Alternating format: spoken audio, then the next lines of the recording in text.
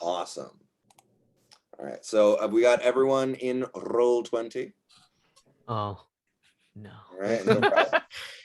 Don't forget to change. I your always name forget in that Zoom as part. well. I'm like, here I am. I'm ready. Name I'm yourself. not ready.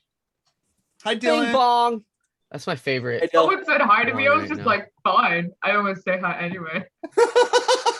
Hey, Dill. How you doing? How was your week? I'm shopping for a new roommate right now. There's a guy in the other room of the house that my roommates are interviewing. I'm like, sorry guys, I got better things to do.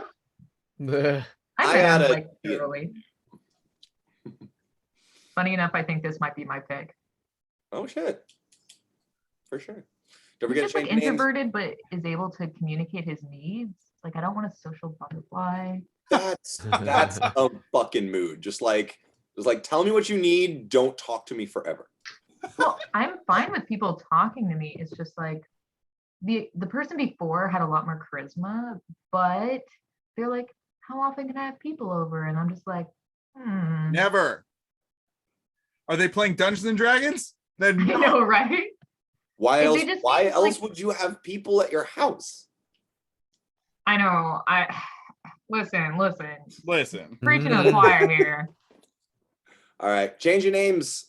Spence, Dill, Jimmy. Sorry, Going, Trey. going. I was Come on. telling my story. Yeah, you're right. And now it's on recorded on YouTube. So if they ever see this, they'll be like, yeah, that's true. I'll forward them a link. All righty. So, what happened last time, guys? Eyebrow lady. your mom. Oh, Wait, what? Your mom? Is that what you they said? just said your mom. That happened. No, we destroyed the other half of the thieves, the bandits. They were trying to extort us, and we murdered them desperately. And Brutally so. brutally, we got out of them that they didn't know who put them up to it. We got some pretty heavy venom, that we got hit with some venom darts. We got the note. We heard about a note. We have the note still. I think We The have note a says- Trixie has it. note. The note said, Oh, what I'm thinking of Nice. is their note. They had a Oh. note that got burned up, thanks to Oh, really? Grano and his children. Bye, Grano. Hi. And then we got into town, and we went to the tavern, the steampunky tavern. That's Howl's Moving Castle, but for beer. And we met the proprietor with the big eyebrows and her emo daughter. Very good. Oh yeah, she wore emo. She was Good. bald. I can't believe I haven't made an emo character yet. I think Prue is probably my most emo. Dimitri? Is he emo? You- Hey, you only play emo characters. I don't know if I've ever I was been a about to character. say, like, I think that's all you play, Dill. Sorry, I didn't realize it was lacking such versatility. If those characters aren't emo, I want to see what an emo character Yeah, is. really. That's not emo to me. I want to God. see it. wanna I just see what don't emo want to is. talk. I also want. I don't know what that is. True. That's kind of Prue. But Prue talks plenty. Oh, okay. But Dimitri's like, I can talk, but I don't want to. For not being able to talk, Dimitri says a lot. With his eyes and his pecs. Body Speaks language. through his body language. Interpretive dance. All right. So yeah, sent on a mission by the mysterious Dr. Winter to try and aid the Flatborough town sheriff in solving a mysterious string of murders. Moitas. Moitas. You set out for the town of Flatborough. You were accosted on the road by the oh god, what were they the called? late. The late. Yeah, the late Jackie Caruso and their band of ferrymen. you, after slaughtering them, and the last one Delicious. alive begged for his life in return for information, began telling you about a small mysterious figure with who didn't speak, and ordered them to rob you and specifically take one item. Before he could mention exactly what item that is and only got out the phrase "no," he got a poison dart to the neck, as well as Grono and Trixie were both hit with venomous, paralyzing darts. And their butts. Yeah, by the time you all got to cover, and everything had the dust had. Oh yeah, also a tree went tumbling down in the forest. By the time the dust had settled and everything was, and you guys were able to look around, the bandit was dead, and whoever had darted the three of you was gone and Out of there. left no trace. So you made your way the rest of the way to Flatborough, wondering what this note you picked up on your last adventure could possibly mean. That it was written in Goblin and also some kind of cipher as well. Currently, Trixie has that. So you got to Flatborough, found yourself on the main thoroughfare, and made your way immediately to the tavern, and met Nodabella Strongbrow, the purveyor of Strongbrows Strong Brews. I do like that a lot. Yeah. Strongbrows Strong Brews, which is the building you are currently in. You were led in, and hold on, I'm gonna bring her back out. Show to players. How do I show you guys art again? Shift Huh? Z. Shift Z. Let's see, like that. Is that? So you got to select the image and then gotcha. press. Yeah. Yeah. Is that? Not yet. We also have to be on the same map as whatever you're doing this on. I am on the map with you guys. We're on the Z. title Hey, page. we're on the front page. Okay. Show to players. How about that? Show to everyone. Hey, there we go. Hell this? yeah. So that's Nodabella Strongbrow. Although her brows, imagine that her brows are exactly like her hair and beard. Right. Yeah, I imagine them more like They are very curly, and they drape down and kind of frame her entire face oh. and kind of go into the beard and hair. I imagine her with like a robe. This is not what she's wearing. This is the best art that I could find. She's Gotcha. currently wearing a very kind of like it's a mix between a tavern maid and a very, very, very expensive and kind of trappy escort. She's got like kind of really gaudy jewelry on that kind of clinks as she walks. It kind of like she's got she's very buxom, and all of her necklaces kind of just pool into her cleavage a bit. She's got these long, dangly, heavy hooped earrings that are all, and it's all like gold. She's got rings on her fingers and everything. And she led you in, and she was very excited to have new patrons. And she kind of bustled off into the other room, leaving her daughter, Wengliel, to tend to you guys as you sat down at a table. And that is where we pick up. So, as you sit down, Wengliel kind of looks you up and down and says, "By the way, it's Vendi. Just so we get that straight, it's Vendi." Yes, ma'am. We hear you loud and clear. All right. So, what can I get for you guys? She's kind of got a notepad out, just kind of waiting. Is this the goth one? This is so sorry, I don't have a photo for her. She is this is another dwarf. She her head, eyebrows completely shaved. She is like but like not even a buzz cut, just completely shaved head. Eyebrows gone. She's got like some gashes cut shaved into them. A couple of piercings in the lips, nose, ears, and eyebrows as well. Kind of like, not heavy makeup, but pretty dark. Her mother's makeup is much heavier. and she's just dressed in very kind of like plain clothing, not very flashy at all. But yes, in the sense of she's rebellious against her mom. Her mom. Everything her mom is, she is not. I'll just I'll take your strongest mead. Now remember, but we did cut off last time, and I reminded everybody not to eat or drink anything. Oh, right, because you're worried I that was It's like, poisonous you already stuff. forgot Jolly John? And yet you guys went to the tavern first. yeah, I'm still Well, getting something. beds. All right. So Water. Emil, for you. Emil, for you. All right. Anything else? No food, no drinks, nothing. Okay. A single Water, mead, I water. suppose. A water. Okay, water. Water for the very large lady. Anything for you? For? No. Okay. Not- Right. Well then, as she just kind of as greeted by the silence, she's just like, right. Well, a water and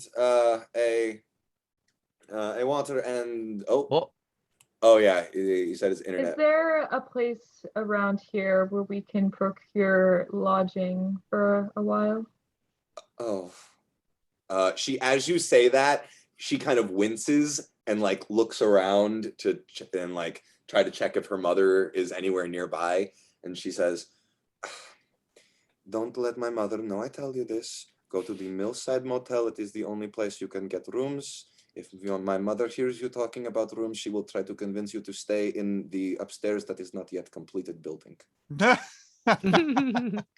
Just, it's a whole thing. She hates Rick Fire. She hates Rick Fire. She's been trying to compete with him. So, just. well, thank you for the tip. That's you're a. We should get Very going. Right. Oh. Well, I do. Do you still want your drinks? No, I thank you. I do. Wait. I do. Oh, I'm I getting do. a lot of mixed messages here. Please. I sit down at a table. It looks like the big lady wants to stay. And I Prue like hops and sits down. All right. A mead and a water. Okay. So, and she whips off.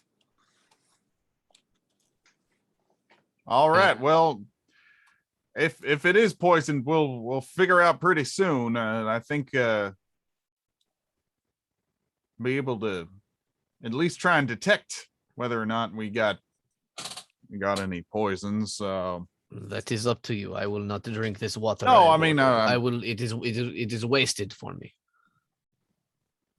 No problem, Grono. You are just chilling like a villain and talking to a chillin'. All right. Well,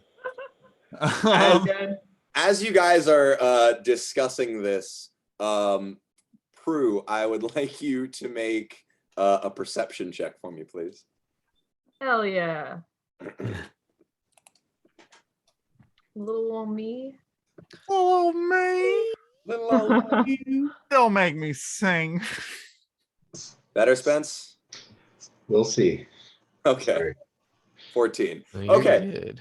Yeah, with that, you turn around as you kind of feel a tugging at your back, and you turn around to see a very small dwarf, a child, a very small dwarf male child, Child. tugging at the back of your dress and your hair, kind of reaching up towards your hair. And as you look at him, he looks at you and he just gives a big smile and says, "Pretty hair." Thank you. It was my mother's. What does that mean? What's your name? Me?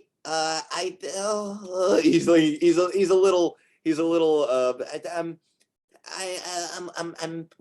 Webbit. Webbit? Webbit. Where are your parents? This is my house. Oh, so the eyebrow is your mother?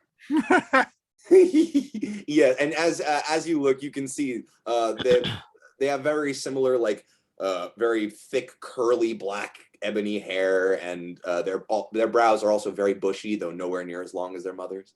But you can definitely see the family resemblance. I mean, whose are, right? Am I right? And do you want to grow up to be like your mother? Oh, I don't know. I'm only this many. How many is he putting up? 9. Oh, He's putting up 9. 9 fingers. That many is developing a pretty good intuition, though, I'm sure. As you guys are talking, a ball of mass just rockets into him and just tackles him about 5 feet across the floor into like some other chairs, and like so people go, what the hell? And you can see there's another one. There is Twins? There is another child that it looks like that is a perfect copy of the first, down to the clothing, and maybe just a little bit taller. Well, this will be confusing. This one says, "Gotcha, Wevy, now it's your turn," and just gets up, looks at you. Oh, there's a lot of new people, and then sees his brother getting up and just and books it, books it out. And Wevitt gets up and just, we're stuck, and just beats the floor after him. And you can see now there are the one that you saw, 2, 3. There are 3. There are triplets, 9-year-old Orvan triplets running havoc around the bar, and it seems like people are just kind of used to it. People are just kind of like, raising their, lifting their feet and letting them just kind of run under. They're weaving their way. They don't seem to be bothering really anybody. Nish is laughing at the excitement of it all. I think you can see like Prue crack a little bit of a smile. I mean, this is quite the family atmosphere. I doubt they'd be doing any poisoning right here in the middle for God and everyone. Wendy stops by and plonks down an ale in front of you and a glass of a kind of a musty glass of water in front of you, Nish. And I'm sorry, poisoning? Food poisoning. We had it yesterday. It was awful. Nice save. Nice save. Perception check, please. I'm gonna help. Wait, what kind of check? Sorry. Deception, because that's a lie. I'm gonna help by going like, yeah, I'm only gonna be able to take half of this mead down, I bet. Oh. All right, make it an advantage. 16. Okay.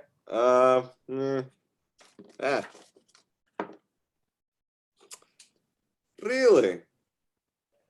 So she rolled a 19. Right? Really? So a band of strangers just happened to pop up in town 2 weeks after we have string of poisonings. And it is not related at all. No. Okay. What you can stick to it. Poisonings? What do you mean? Tell us about these happenings in town. We're interested. Maybe we shouldn't stay here if there's poisonings going on. Oh, please don't stay. It's hell here. I trust me. I'm telling you for your own good. Oh, hello, welcome, Emily. Hey, hi, Emily. Yay, welcome back. He's got a little cat claws out.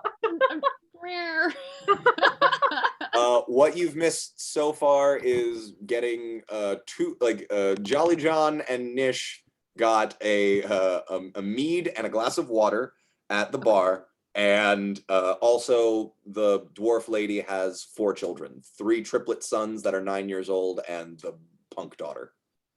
Awesome. Yeah. Okay.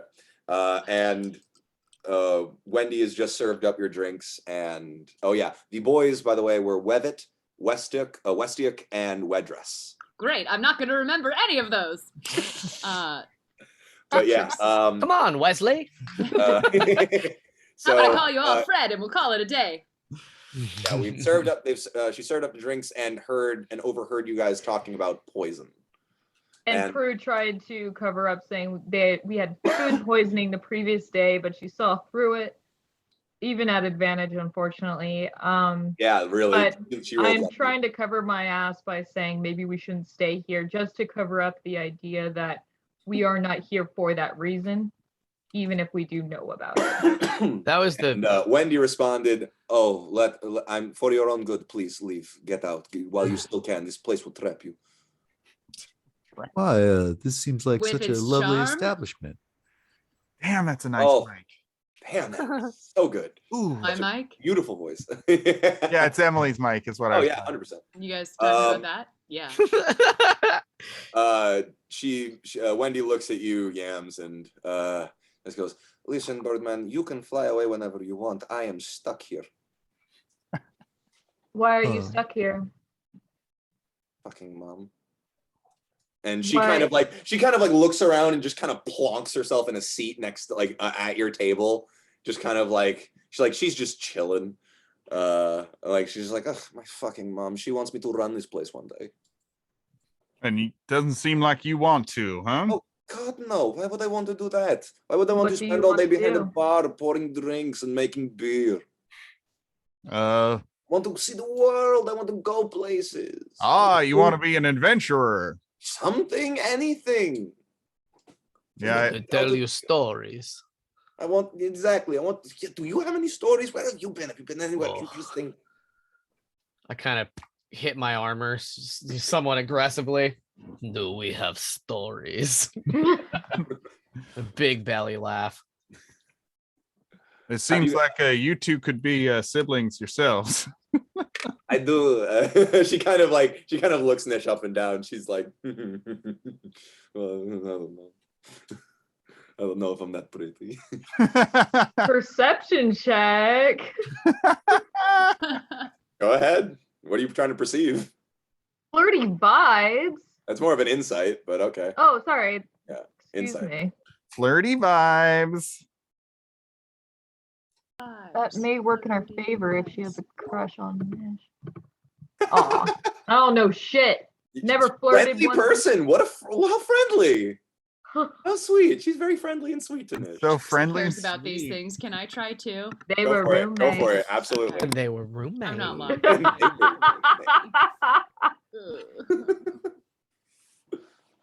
I'm still launching the game, so you can move on. I'll be right back. Sorry. All right. Sorry, what was that? Still watching the game? I'm still logging in. Oh. Sorry, what did you say? Did you want to just move? I'm so sorry. She wanted to roll an insight, I but then she's also like, wanted I'm to waiting roll to for- log in to roll yeah. 20, so never mind. Okay. No But problem. I also wanted flirty vibes insight check. Go for it. You know what? Fuck it. We can wait. It's okay. Because Trixie definitely cares about these things a lot. Oh yeah. Okay, there's Okay. Yeah. I will say with the 19, you can definitely pick this up. You have laid down quite a few flirts in your day, and this girl is very much this woman. This about I'd say the equivalent of mid to late 20s dwarf, I'd say mid 20s. So about are we talking to the 45 years rebel old, maybe daughter? 50. Yeah. Okay. Yes, this is not Bella's daughter. Right. Maybe 35, 45 years old. So, and she looks to be in her early to mid 20s. Got it. So she's definitely been eyeing Nish this entire time. She's like, from the second she walked in, Nish has been on her radar. Okay. But yeah. I lean over to Nish and whisper like, Nish, no pressure, but I'm definitely picking up a vibe here, and I would be more than happy to put in some introductions or find some common ground and set this little thing up. If you're interested, no pressure. I'm just saying, yes, there's murder, but also don't deny love. It is at this point that the back door to the back room that Nutabella had gone through bursts open, and striding through comes a freshly primmed Nautabella Strongbrow in a very voluptuous buxom red dress. Her jewelry has a brand new shine to it, as does her hair and beard and eyebrows. All of it just has a very, she's very just like in her element at the moment. Sure. And she starts forward and comes up to your table and says, "My friend." As she was walking over, I do say to Trixie, "Put a pin in it." My friends. And you see Wendy kind of just like, oh shit, and just kind of scramble off, like she was like, oh shit, I'm not supposed to be here. And Nautabella just shoots her like What I miss? Welcome. Nautabella has missed everything. There's some definite flirty vibes. Trixie's willing to hook it up. And Nish wants to put a pin in that. Nautabella has come up to you guys dressed in a beautiful buxom red dress. She's got a fresh shine to her. She looks primmed up, like she cleaned herself up when she saw you guys arrive. And so she walked in and says, "Oh, my friends, welcome to my humble tavern and soon to be hotel as well. Would you folk be needing a lodging for the evening?" No, ma'am. I think we're set up for the night. But we appreciate the offer. Well, you must at least stay for more drinks. I see you've already sampled some of. Tell me, what do you think of my ale? I'd like to. What are you sampling, may I ask? I've got the mead, ma'am. Oh, the honey malt mead. This is beautiful. We make it with the local honey from the bees. You know what, Maddie? You know what? I'm gonna drink it. Take a sip. Go ahead. No. I'm gonna drink it. Oh, you're gonna chug it all? Okay. I'm gonna need you to make a. No, I'm just kidding. To your good health. You chug it all down, and that is one of the better meads you have ever had in your years. It goes. My goodness, what a full-bodied flavor on that one. It goes down smooth and it coats your throat just a little bit, and it leaves you with a nice warm feeling in the belly. I see we have a veteran on our hands. Jolly John's had a mead or two in his time, and I gotta tell you, this one's up in the top. Jolly John, well, a pleasure to meet you. She extends her hand. I am Nautabella Strongbrow. And to you, my rose, and I kiss her hand. Insight check for flirty vibes. I look directly. No inside check necessary on her. She always has them on. It's just always. But on Jolly John's part. No, Jolly John looks directly at Trixie and says, "I'm flirting with her." Well, please feel free to stop by and sample anything. I do have an assortment of ale. And my dear, I would sup upon each one of them in turn. Oh, a poet. I love it. Now, friends, you are uncomfortably in her chair. You are new in town. I have never seen you in here before. I must say, I have never seen quite an eccentric grouping. What brings you to our fair town? My dear, there is a tomfoolery afoot. We have come to consult with your sheriff and discover the ill intent of the town. Oh, he's gonna lay it all out, huh? I trust her. The sheriff, she's a sweet lady. She's a sweet girl, but I agree. These unfortunate events have definitely gotten her in over her head.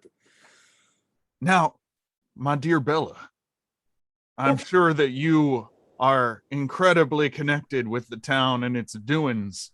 Oh, I have. Would you be able to expand upon the events, these unfortunate events, and tell us any scuttlebutt you've picked up? Well, it all started a few months ago.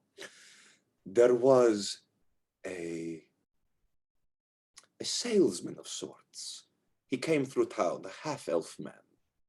He came through town several months ago, trying to stir up excitement for some sort of bodega or not bodega, A brothel?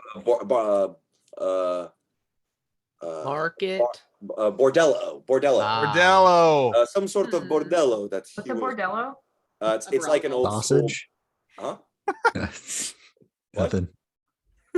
Spencer said sausage. He's wrong. Yeah, he was going to open up a giant sausage. No, a bordello is basically like a fancy whorehouse.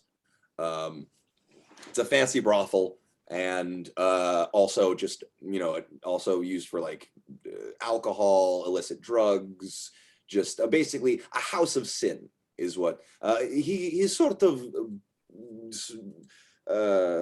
pitched it, if you would say, as a roadside house of sin, since our town is a very apparently very well placed. The townsfolk did not take very well to him, so he promised he would be back with gifts and persuasion, and he returned. And he poisoned everyone. He started to speak to people. No, he didn't.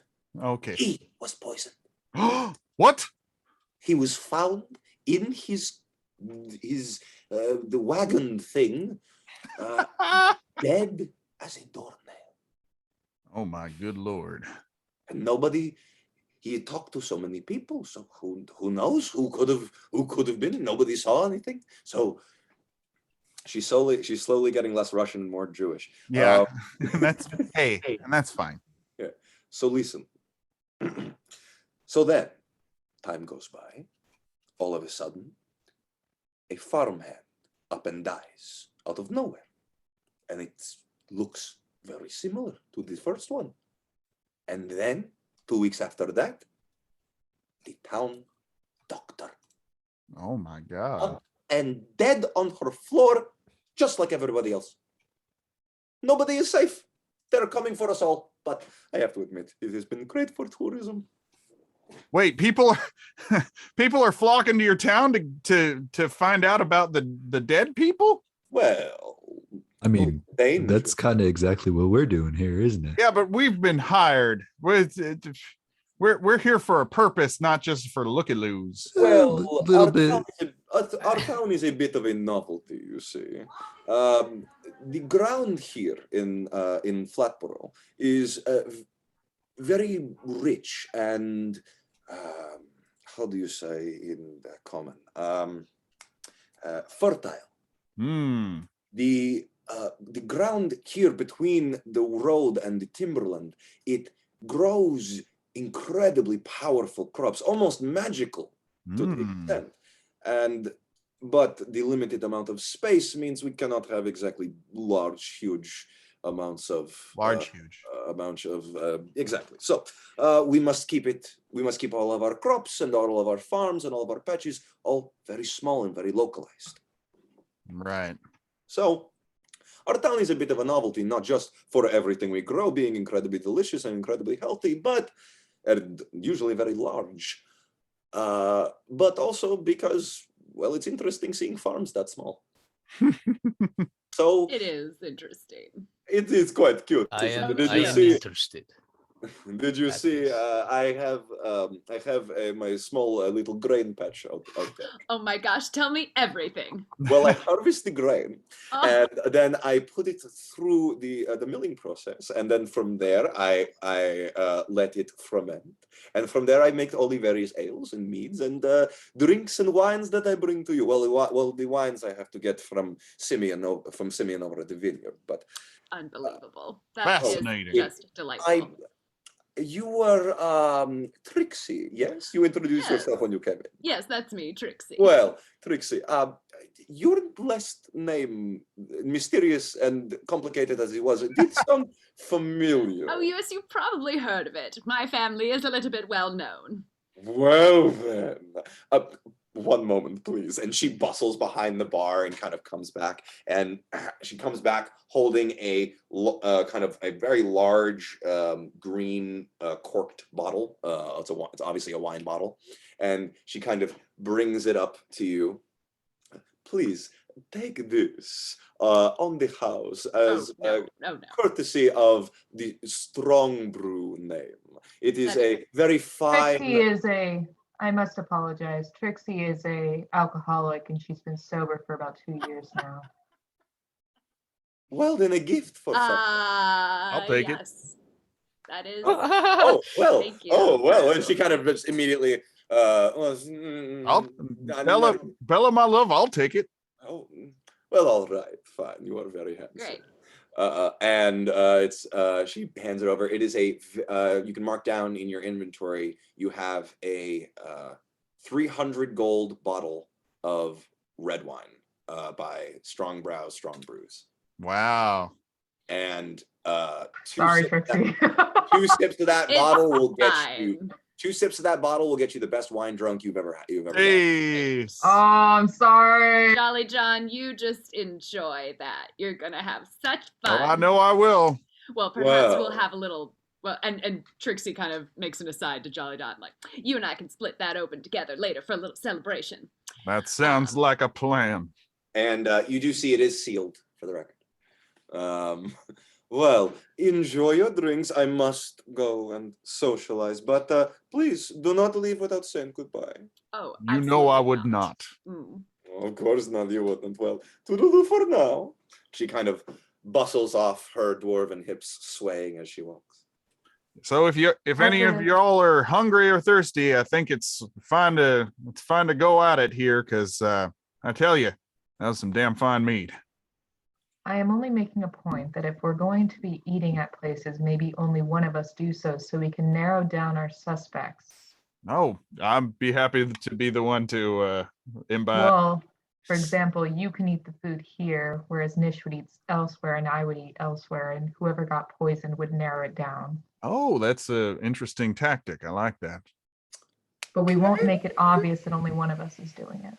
Very well. So I will say, it does seem to be that the people poisoned were poisoned when they were alone. That's true. You can never be too careful. I can poison any food. It's not just the food I make, you know? I can poison food someone else makes too. It's really easy. That's true, Yam. I hope you don't, but you could. Oh, no. Why we should be careful. Put the coaster on top of your drink, you know. That's how you be careful. If you must drink, I am being careful by not ingesting anything. Literal tapas. Literal tapas. If everyone wants to take a look at the chat, that's how tapas. I love it. Look at the Facebook chat. I did a quick. What chat? Paint over. Facebook. Oh. Did a quick little Photoshop job on our Strong Brow. It's funny you said red dress, because I had already found that picture and stuck those feet on her. With the red dress. Nailed her. You nailed her, and you might nail her. My first D&D sex times. Anyway, so you guys, well, you finished your mead, Nish. Your water's draining. What would you guys like to do now? I think it is getting to be around sundown as well, and you were told to you have a contact in town who is the sheriff. Right. We should probably contact the sheriff then, huh? Yeah. What say y'all? We got a little bit of info on the sheriff, right? I think that was kind of the whole point of us coming here first. We kind of got assessed. Nope. Well, it just sort of seems all in all that everyone seems to feel bad for her and not really feel like she's. Oh yeah, the most information you got was that she was in over her head. I have to scoot out. I'll be right back. Okay. And our new lovely hostess here seems to confirm that. Right. Well, okay. So you guys heading to the sheriff's office? Yeah, I would like to. All right. Do you say goodbye to Nautabella? Of course, deep bows. Play a little ditty in her honor. Oh, well, she And Trixie elbows Nish like, don't forget to say goodbye to your friend. Is she around? Yeah, Wendy is kind of like hanging near a corner, kind of just slyly like leaning against a post, kind of just like eyeing you, Nish. Yeah, I try and give her like a nice, like a wave of like I'll see you later. Sort of. She blushes deeply. Her entire bald head turns bright red, and she kind of like giggles and like walks up and kind of like skips off. As we leave the building, I lean into Trixie and I'm like, this will be good for information. This is a good idea you had. Definitely good for information. Yes, Trixie's information. eyebrows have bounced up at least 50 times during eyebrows. Nish doesn't 100% get it. She like kind of information. Yes, maybe if she is attracted, she will spill the beans, as it were. Yes, you should definitely pursue this for the case. She'll spill and she'll okay, spill. Yes. Spill so we are on the same page. Perfect. We're definitely on the same page. Say no more. I'm picking up what you're putting down. This is destiny. Okay, you guys make your way out of Strong Brows, Strong Brews. You make your way down the main thoroughfare toward the Millside Motel, actually. And about halfway between those two places, you see a kind of looks not ramshackled in the old way, but slapdash in the it was just built and kind of really quickly. Looks like it was really quickly built and kind of shoved in between two buildings where it could fit. And it's a very kind of small, cramped building that's on above on the top is painted jailhouse and sheriff's office. You guys make your way in, and is the door open? Like, it's closed, but you can. Do you want to see if it's locked, or do you want to knock? What do you want to do? I think it's the polite thing to do to knock. All right. Agreed. Who's knocking? Okay, Trixie. No, it's Trixie. Trixie, you throw down a knock, and it's a very musical. Oh, 1 second. Sorry. You hear a young female voice from inside, and you hear, oh shit, goddamn, and you hear a slight thud, and goddamn, come in, and you guys open the door to see a young woman, blonde hair.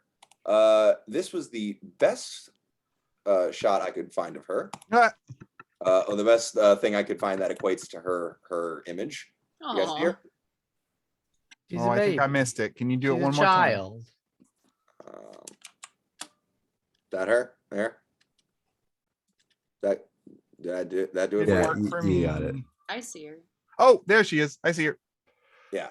So yeah, Jamie Wainthrope. She is in a pair of loose-fitting pants that kind of bell out near the ankles over some leather boots.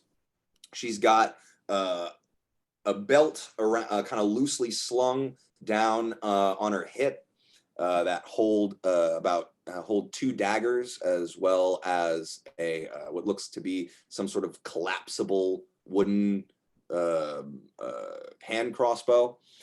She's got a kind of loose-fitting white shirt with a brown vest on over it, and a cap kind of doffed on her blonde head. And you see she is trying to hastily pick up a bunch of papers that just fell off of her desk that is kind of crammed into a corner.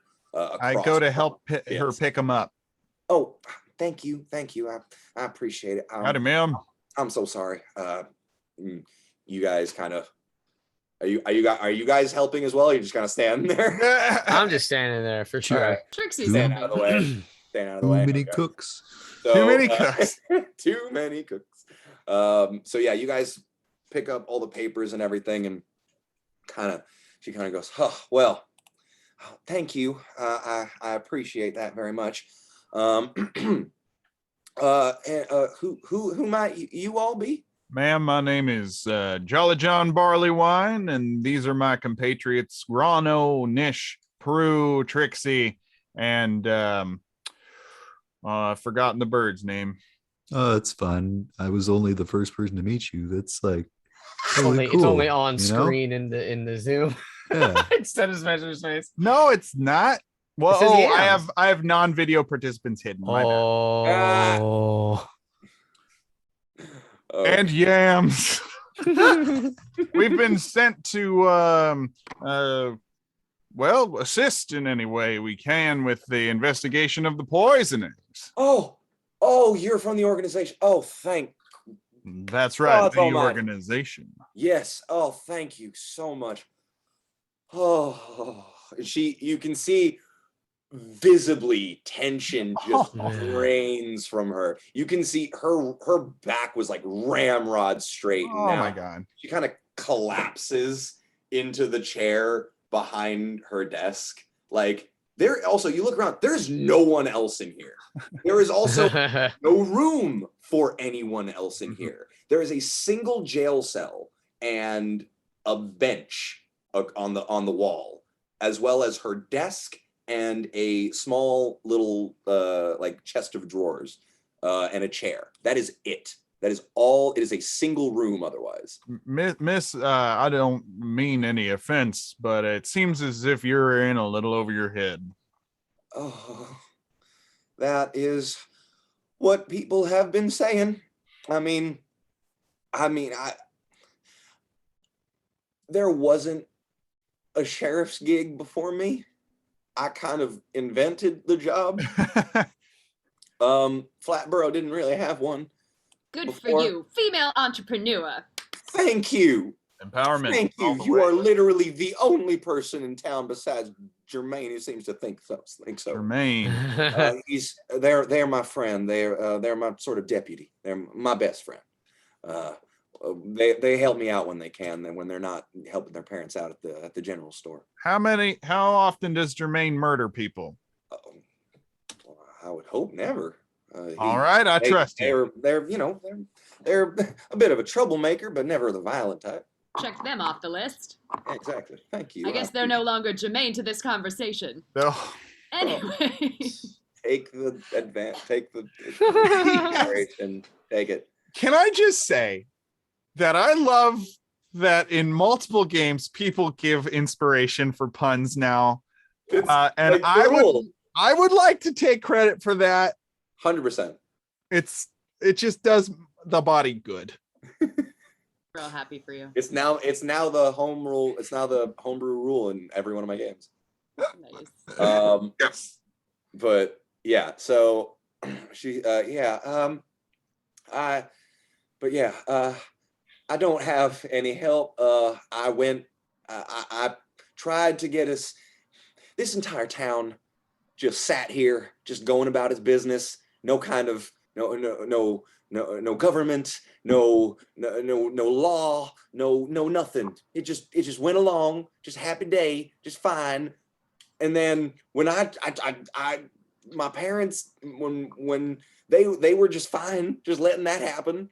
And so I tried to petition for a city council or something, and that didn't go down. So I tried to get the Council of Taldore to get us a Crown's Guard presence, at least. And they said, well, you're too small of a town. And I said, we kind of have to be because of you guys. But anyway.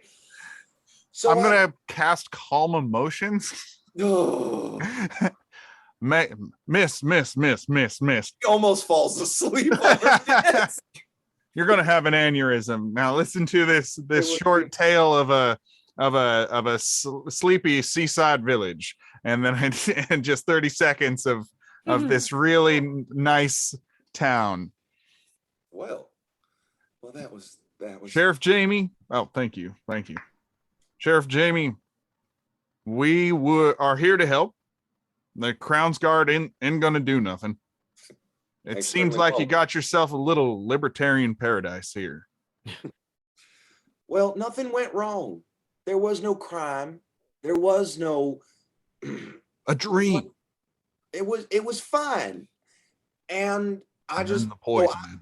I went off to Iman. I went through the Crown's Guard train and I set up this goodness goddamn building. I built this whole damn thing by myself. We can tell. Thank you. I appreciate that. She has no idea what you mean. Well, so yeah, in a sense, I'm on my own here and I have no idea what the hell's going on. Sorry, you said you just like decided to be a sheriff. Like, well, who pays your salary then?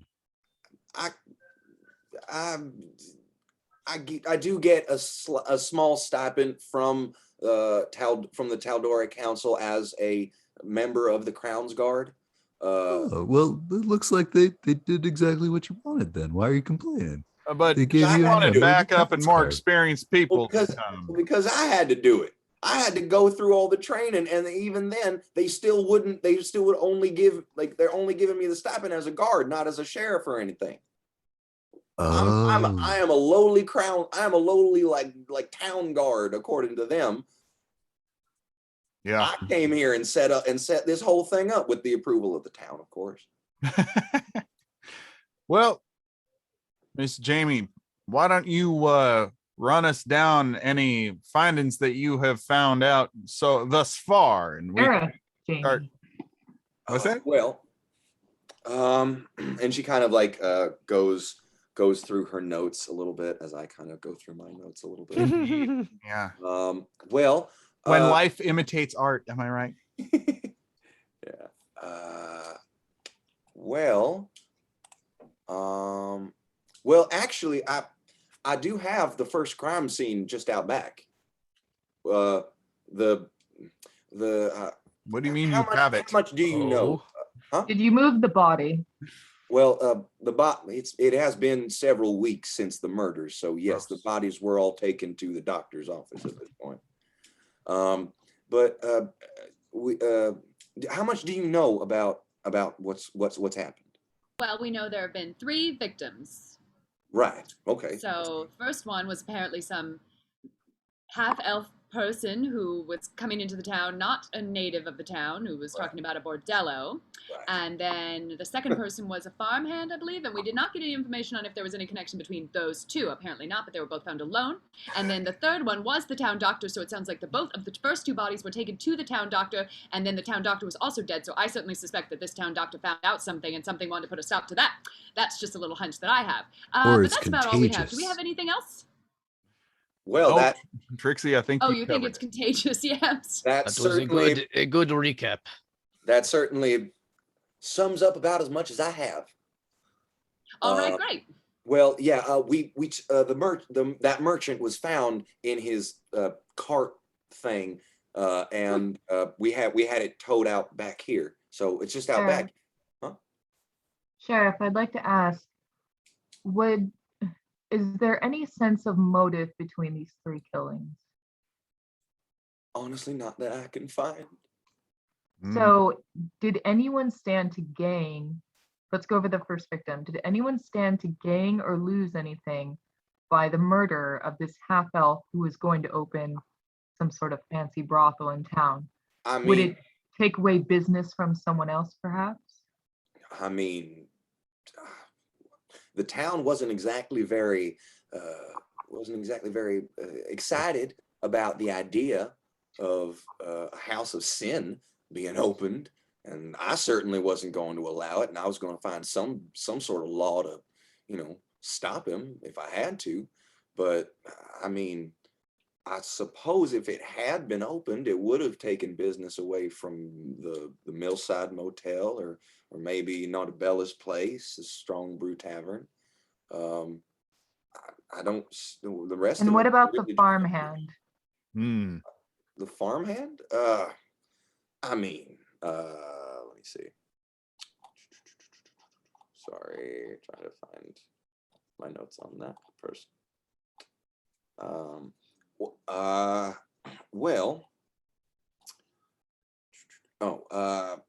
right, Mr. Figs. Well, he was a worker over in the vineyard, and well, he did the way farmhands work around here. They usually work at several places, different times of the day, and kind of make their way from one place to another. He did a lot of work over for Simeon at the vineyard, as well as Notabella in the grain fields. He did a bit of work for, and she kind of checks some notes for my parents, actually, on the vegetable patch. Perhaps he saw something he wasn't supposed to see. He's going around to all these places. Maybe. It's possible he saw something. He was never really a very popular person himself. There were our rumors about him and his action. Yeah. Oh, do we know the half elf businessman's name? I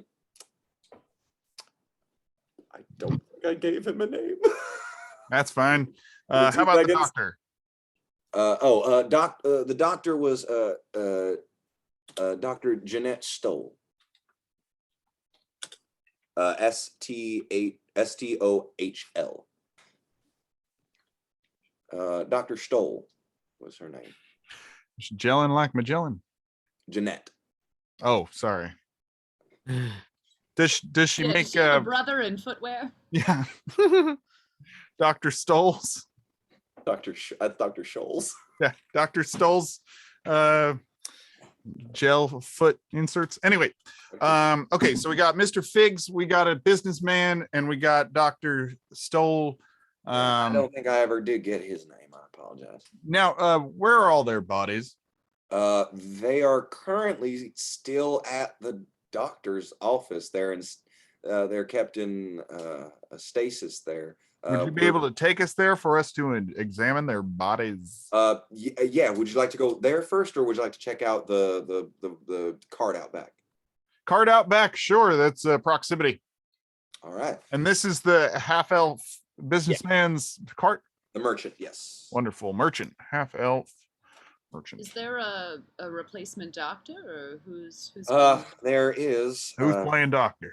Well, not currently. The doctor's office is the office is currently unoccupied. The town's waiting on Janine Martello to get back from Amman to finish her medical studies.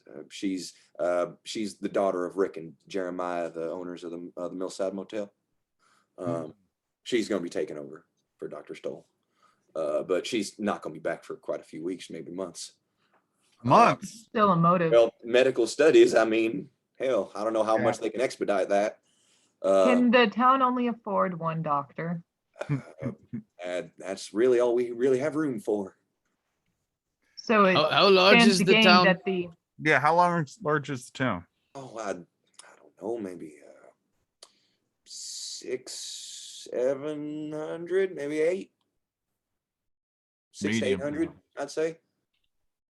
And when in this timeline of murder was your operation here set up? Oh, dear friend? I've had this set up for the last 6 years. 6 years. Wow, Yeah. so it's just been you in this Oh, lovely little office for 6 years. I guess you could call me more of like a private eye in a way. Mm-hmm. People come through and say, oh, my livestock went missing.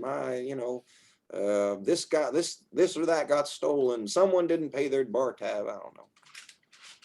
That kind of small town thing.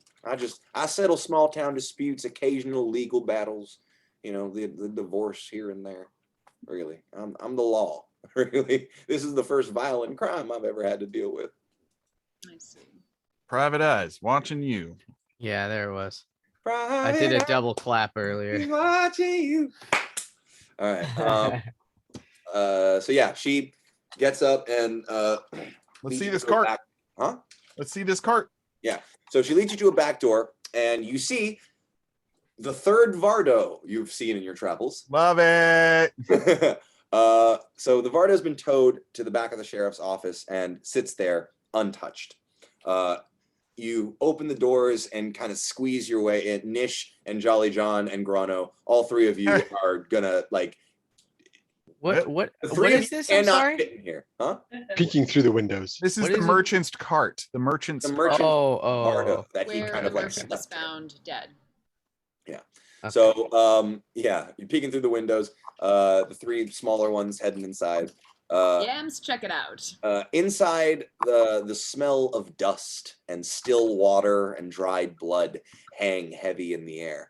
There's a small kitchenette and a sitting area, as well as a small cramped bed, and the entire place is just a complete mess. Investigation check? Yep. Anyone who would like to look for clues, please make an investigation check.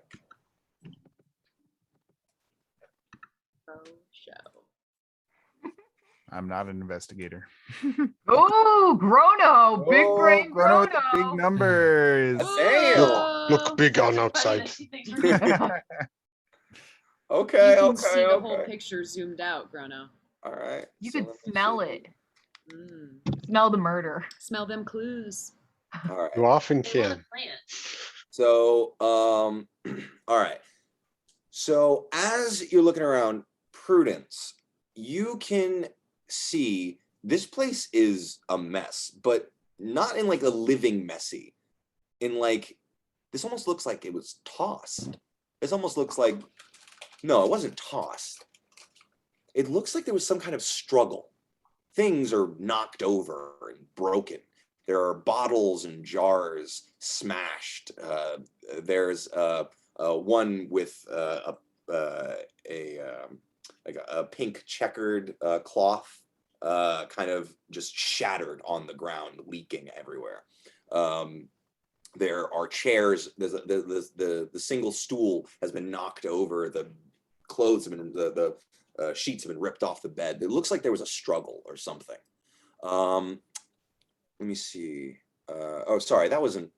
Sorry, Prudence.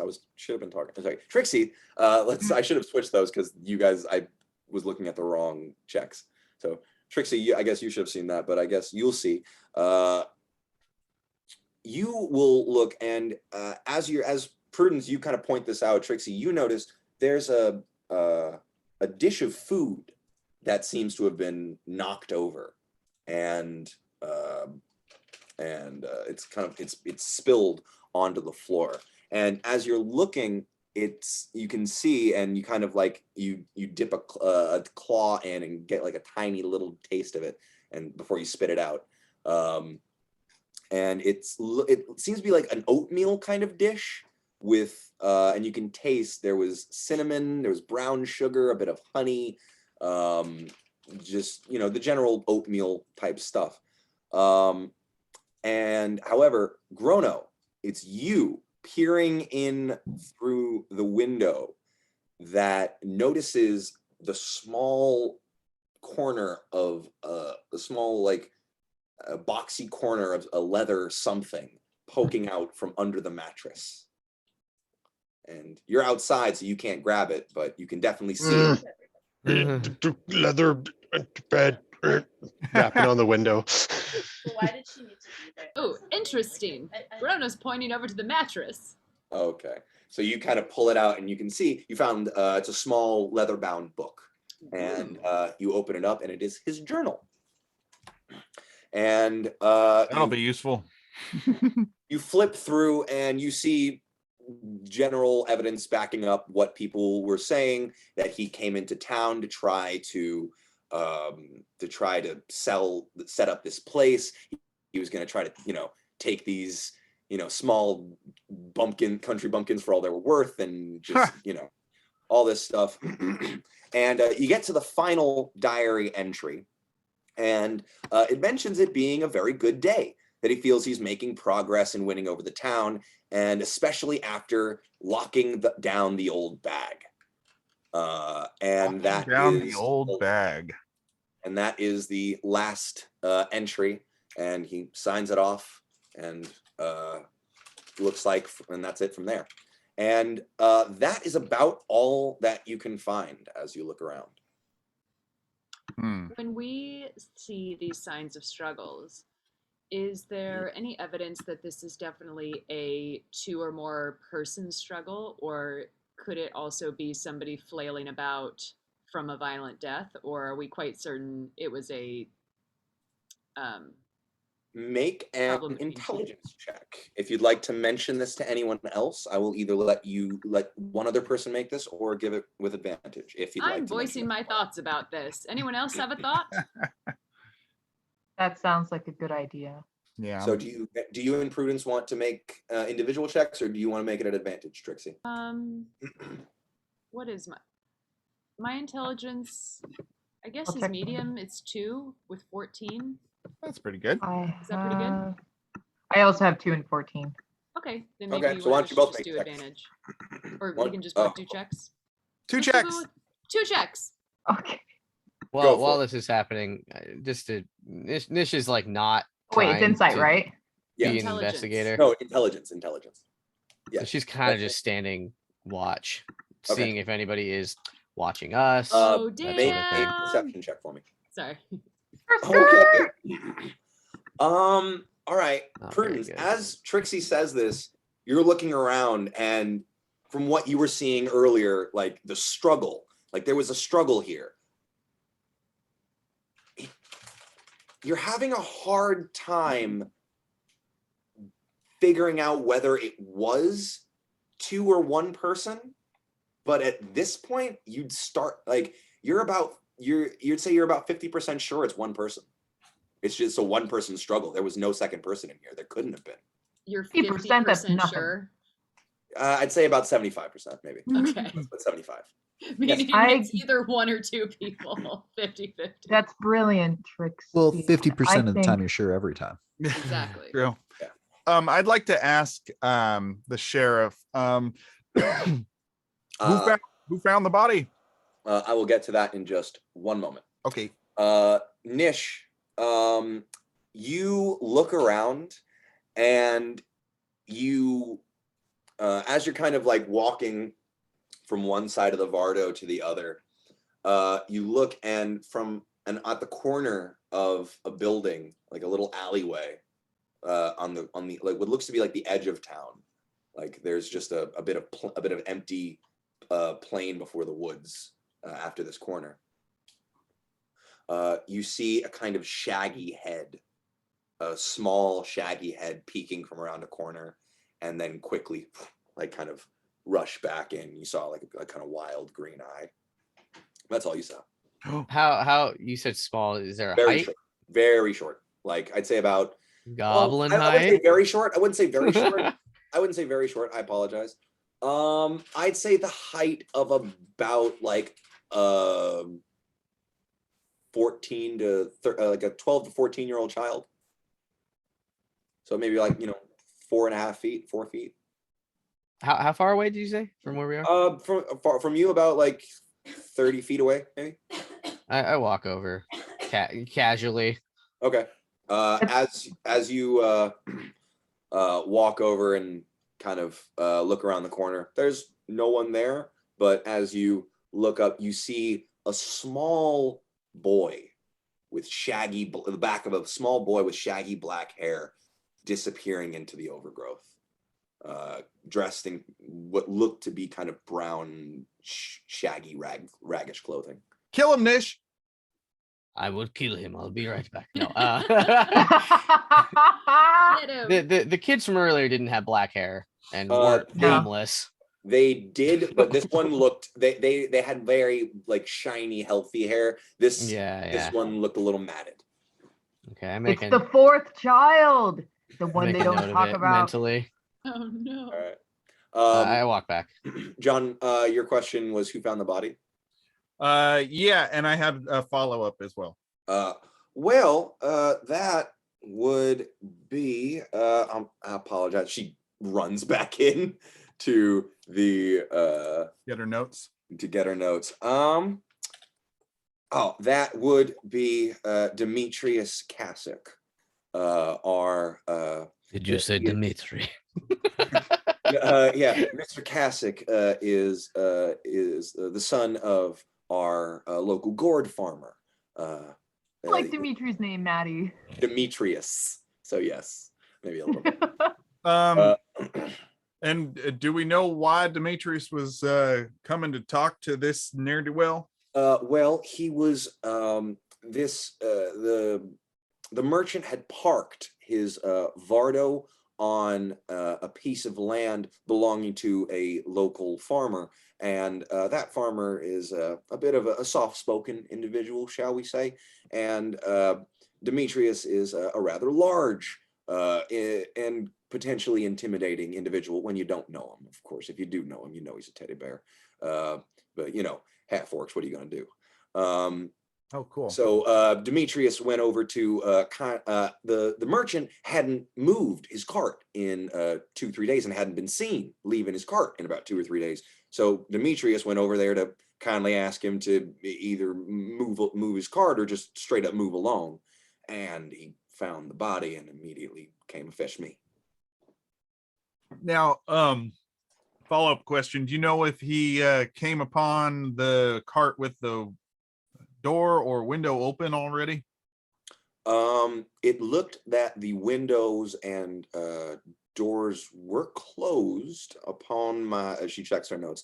Yes, they were. I did note that they were both closed and locked. Okay. I'd like to investigate for holes, either in the windows or the walls, for looking for anywhere a dart could get. Anywhere the sweat might drop down. Oh no. Okay, go ahead. Make an investigation check. Make an investigation. My windows and walls? A couple gears to turn. I'd like to ask for assistance on this. Can somebody help me try and find a place where darts might come in? Rona's outside. Yes, I help you look some more. And Grono or somebody. I don't know. Maddie, since folks have already made investigation checks, can I ask for Grono to help? Or yeah, go ahead. They get an advantage. Okay.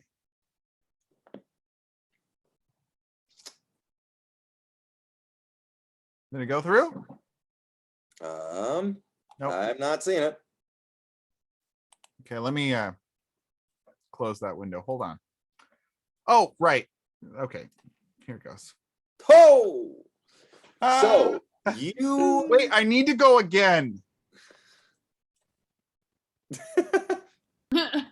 So you, Grono, and Yams all take a good long look around the outside of this Vardo, and you even have nothing. You even have Prudence go in and take a look, and you are quite positive. Aside from, you know, some wear and tear, this is pretty solid. You know, it might not be warm in the winter. There might be some cracks that some air might get through, but no, there's no damage. There's no holes. There's no, you know, there's no seeming evidence of a dart. Well, no darts got into him, so it's either that oatmeal or a time-release poison, but we got to figure out how he got poisoned. Or how he got the oatmeal. So Janet, she look at body. She have notes looking at body. Well, let me. Well, I suppose they might be at her place. I should really have those here. That would make a whole lot easier if I just had all that in the file. It's all right. You're doing your best, darling. And Grono turns to Jolly John. She's completely over her head. At this point, skidding around the corner and running up to you guys comes a young, bouncing, dark-skinned, curly-haired person. I'm gonna show this to you guys.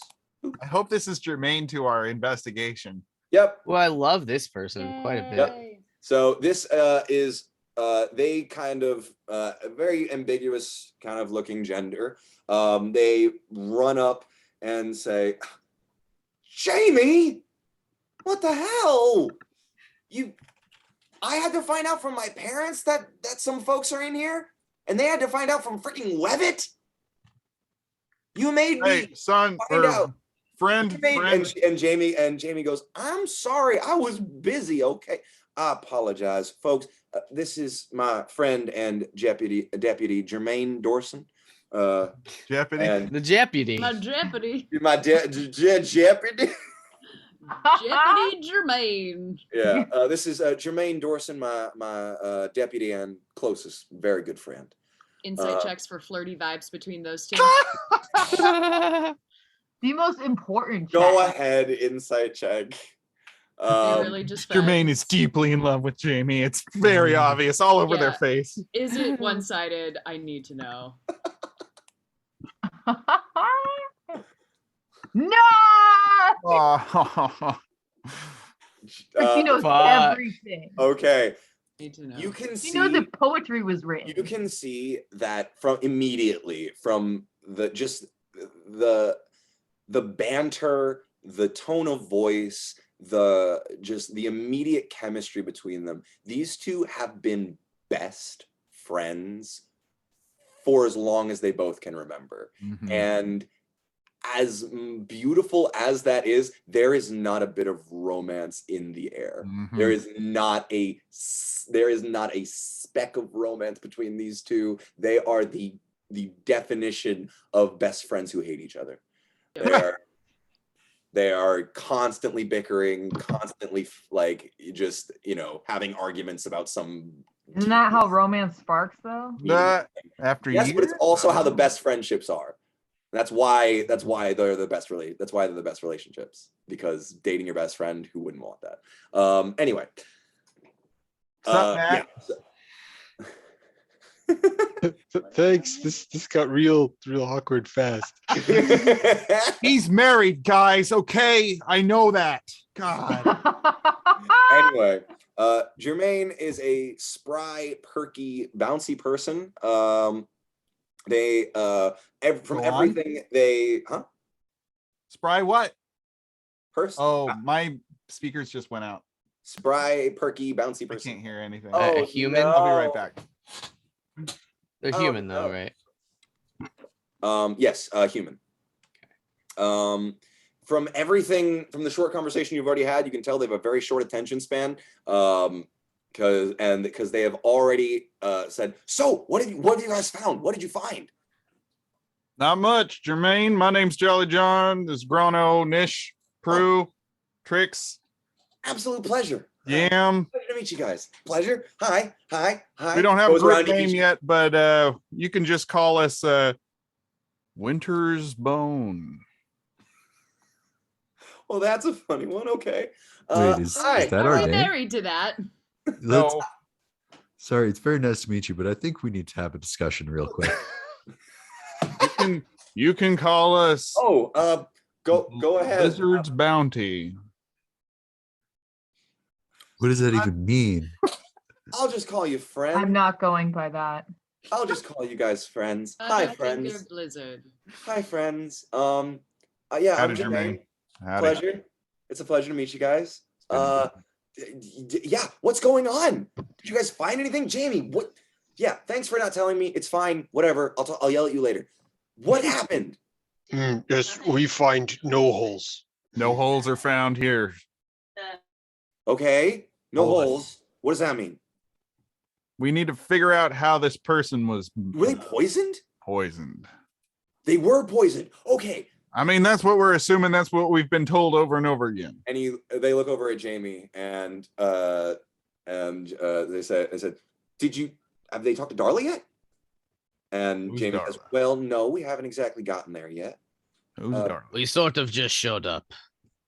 It's too early to be drawing any conclusions. We need to look at this. It is further. also now at this point, like 9 o'clock in the evening. Oh, yeah. It is fully dark now. The sun has set. Well, the longer we don't investigate, the more likely we're going to be poisoned to death. Well, Darla is the daughter of the deceased, of the second deceased, the second victim, Mr. Figs. Mr. Figs, yes. Dear. We still need to go to the doctors as well. Yeah, we should. Well, we have a lot of places we need to get visiting. Well, it is getting pretty late. I doubt that anything will be bustling right about now, except maybe Strong Brows or the Millside. Right. It definitely seems rude to go calling after 9 p.m. That is pretty standard etiquette. But it's all dead people. We'd be calling on dead people. It's not like they're busy. In an empty office, yes. How long were we traveling? Before we got this here? is also the same day that you guys fought the bandits. Oh yeah. So we're pretty Yeah, it's been a long wiped out. day. You guys traveled all day to get here. Yeah. I'm Some of gonna us just were poisoned already. Just Oh, yeah. real quick. I have to you drank from that bottle. And it looked like it was like, oh, we didn't pay for that sponsorship. I blurred immediately. I'm sorry. Oh, That's all. awesome. God damn it! It's not sponsored by Sprite. No. What were you? Everyone drink something. They literally designed the can so that when you take a sip, you get the full. You get the full. Get the whole thing. All right. Well, we're gonna be shacking up at the Mills place. Have you gotten your rooms from Rick yet? No, we haven't. Would you be able to put a good word in? Maybe get us a discount? Oh, absolutely. Yeah, sure. I'll escort you. Yes, we have homes. Give us discount. You know every. Oh, it's callback. Right. Well, On the I have a question as we're walking over when that time comes. Shoot. Yeah, go ahead. I just want to ask them both, like, who is the homeless child? Oh, you saw Muko, I see. Muko. Tell me of Muko.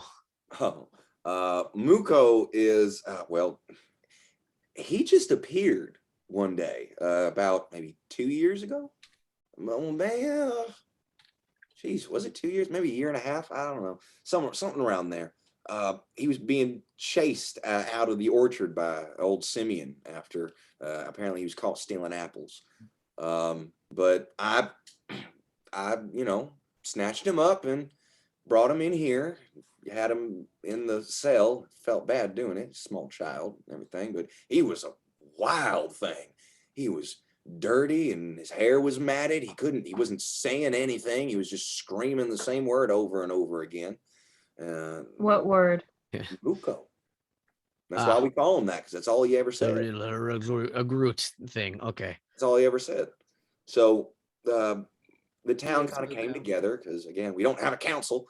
The town kind of came together to decide what was going to be done about a child who couldn't speak. And, Simeon was all for, sending him off to a mom to work in a prison or something. But as actually Grandma Linda, the old beekeeper, she had, she convinced us to just simply let him be. If he wasn't causing any harm and wasn't taking more than he deserved, as any living creature does, why interfere? So we just let him warm up to us, and maybe if he wants to be part of our community, he can be. So, we leave food out, we, leave blankets and drinks, and occasionally, just He's new feral. new clothes in the winter. Yeah, quite feral indeed, but he's no harm. Hodor only say his name. I suppose I'm not quite understanding the reference. And Jermaine, I don't pay for HBO. Jermaine pipes in. I mean, he comes in occasionally and takes supplies, so he can't be that feral, right? Like, he has to know if he has to be using that stuff for something, or maybe trading it. I don't know. How much does he know about poisons? I mean, I've spoken to him a few times, but I haven't been able to get more than the single word out of him. What supplies are stolen? He Was it usually poison? takes Well, he took all our poison.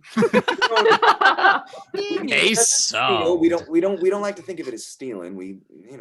He's taking what he needs to survive. And usually it's food, or occasionally he'll take something to use as a blunt object, a weapon of some kind. He took a hammer once, a mallet, that kind of thing. Just general blankets, living supplies. And you do not know where he shelters. We try not to follow him. Well, why not? We try to respect his Ferality, his way of life. He made it fine. He made it fine before us. Why do we need to assist? Because he's a child. Assist who hasn't asked for assistance. Well, it's not a child's responsibility to ask for help. My friend Harriet runs a charity with her friend Pamela for wayward youth. I will definitely give them a little letter writing about this situation, and they are going to definitely throw some kind of cocktail party and raise some funds. It will be FUN for FUNDS. Now, I have 2 questions. Where'd you learn that? Wait, Emily, where'd you learn that phrase? You learned that at a marketing meeting. No, I just made that up right now. What the fuck? It's quite good. Jesus Christ. I Bravo. should be a weird socialite then. Yeah, you should. God damn. I have 2 questions. Or who? Who are you addressing? Mostly Jamie, but Jermaine. Oh, yeah. Well, how can I help you? But Trixie, Jermaine, was it? It is Trixie Thank McRockaWhiskers. Now, well, first, let me get the unpleasant question out of the way. One question. This will be just our little secret, just between us little friends here. This beekeeper woman. Would she be someone that someone else who's very rude describe as an old bag? Is she a little bit older? She's a little bit maybe grumpy. I could never describe Linda like that. She's such a sweetheart. An old She's bag? maybe the oldest lady around. Oh, by far. Linda's been around longer than old Simeon Flatborough, and his family his family started the town. Very well. Second question. So she's a beekeeper. Bees make honey. That's fun. Would oatmeal be on the menu at the bar place that we went to? At the Strong Brews? Yeah, Strong Brews. Oh, oatmeal? Yeah. I mean, maybe if you asked for it. You know, Trixie, oatmeal's real easy to make. What? You just put hot water and oats. What? However, And then you call it a meal. however, That's didn't really you fun. mention? Didn't you mention that oatmeal had honey in it, Who are you asking? Trixie? It did. That's why I was asking about the beekeeper lady. Also, I will remind everyone that what's-her-face with the beautiful flowing brows mentioned that she made a really delicious honey mead with the local honey. It's true. Seems like Grandma Linda's got her bee hooks and plenty of bee. Oh, well, I mean, who wouldn't want to? Jamie kind of chimes in. Who wouldn't want to have something to do with Grandma Linda? She's the kind of, I'd say the town matriarch. I'd say she's been here longer than anyone else has. She has a flower shop, a flower stall in the middle of town, and a cottage out in the near the forest where she keeps her bees. But she'll supply her honey to anyone who asks for it, and at a very good price too. I bet she's an absolute dear. Oh, she is 100. Absolute. I would, if you're going to visit anybody for pleasure on this trip, I would definitely say visit her. Well, how did she feel about all of this bordello talk? Well, we weren't exact. She and I aren't exactly close, but from and Jermaine pipes in. She hated it. Oh God, you should have heard Darla talk about the way that Grandma Linda talked about the merchant. My God, Darla said she never heard Linda ever talk about anyone like that. It's like hearing Grandma Linda mad. What's that gotta be like? I mean, come on. I'll bet. Jamie kind of responds. Darla works at Grandma Linda's flower stall. That's who occupies it. She occupies it during the day, and when Grandma Linda's not around. Usually, Grandma Linda stays in her cottage. She's not usually in town very much. It is at this point that you guys have reached the Millside Motel, and it is 9:08. So would we like to take a bio break? Yes. 5 minutes. Bio break, baby. All right. See you guys back here at 9:15. Bye.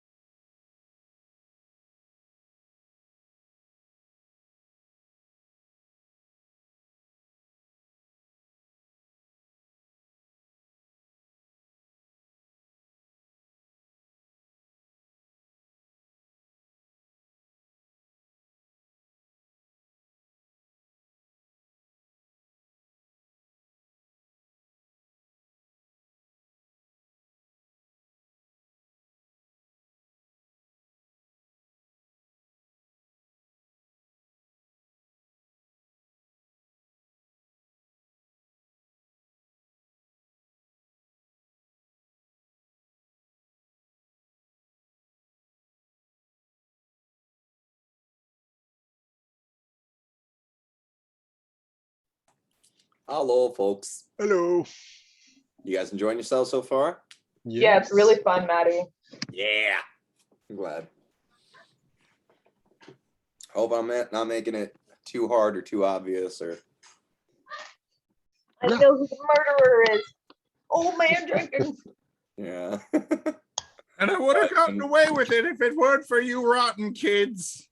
When Jimmy messaged this morning, like, is it too early to start pointing fingers at who the killer is?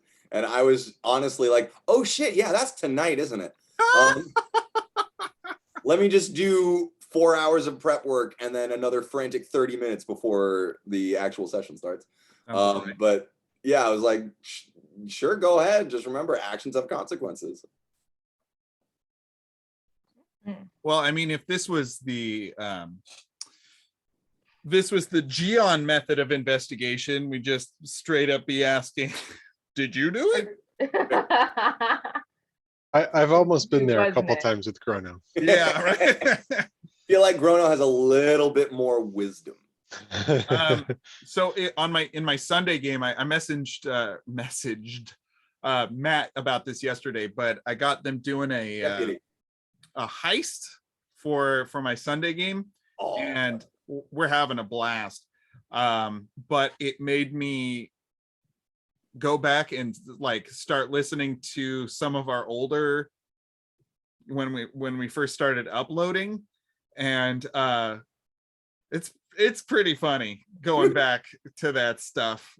For one, I'm like very blonde, but on top of that, it's just like, wow, that murder happened a year ago. Like, yeah, we still haven't fucking figured it out. Also, Dane, I have to say, it's quite a tragedy that we didn't record Noir. It is, and that would have been. That was the best campaign I've ever done. Oh, thank you. Which one? Oh, Noir.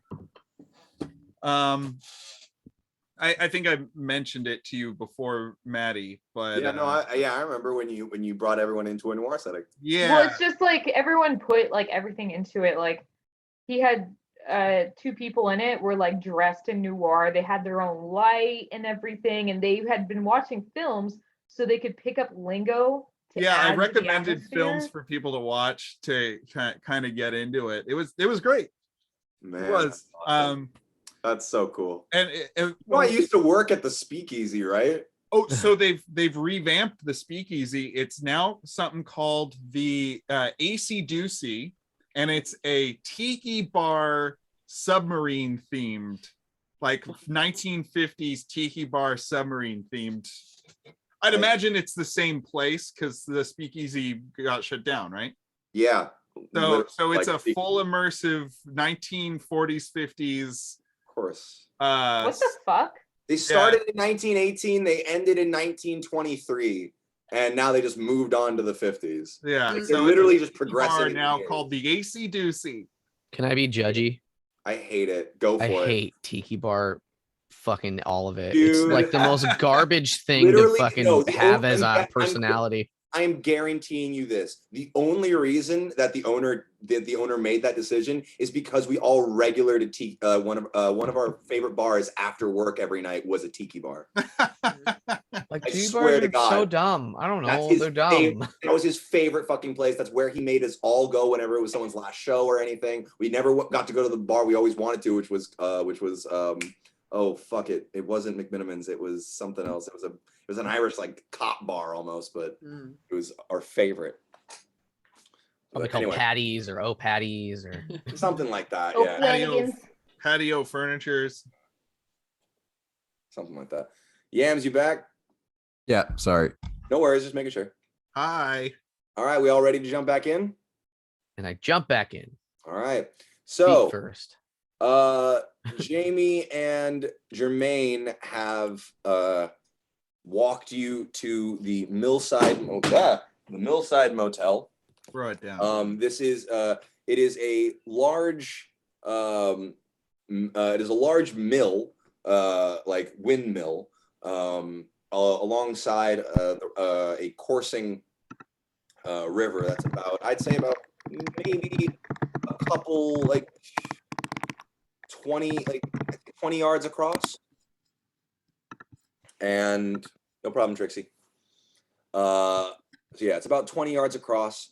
And attached to it is a long single-story building that looks just like your general motel. Like a little like overhang out front, a little porch in front of each door. And Jermaine looks up at the sky and goes, "Oh shit, I gotta get home. My parents are gonna be wondering why I'm out so late." Jamie, how old are you, Jermaine? I'm 19. All right. Jeez. Well, hey, I love that you're close to your family, but my dude, you're 19. I know. I'm leaving town soon. You should be able to do what you want. Look, Independence. I have chores. Okay, I have chores. I've got fucking responsibilities. All right, don't. Now, 3 words for you: independence. I've got the one word for him: allowance.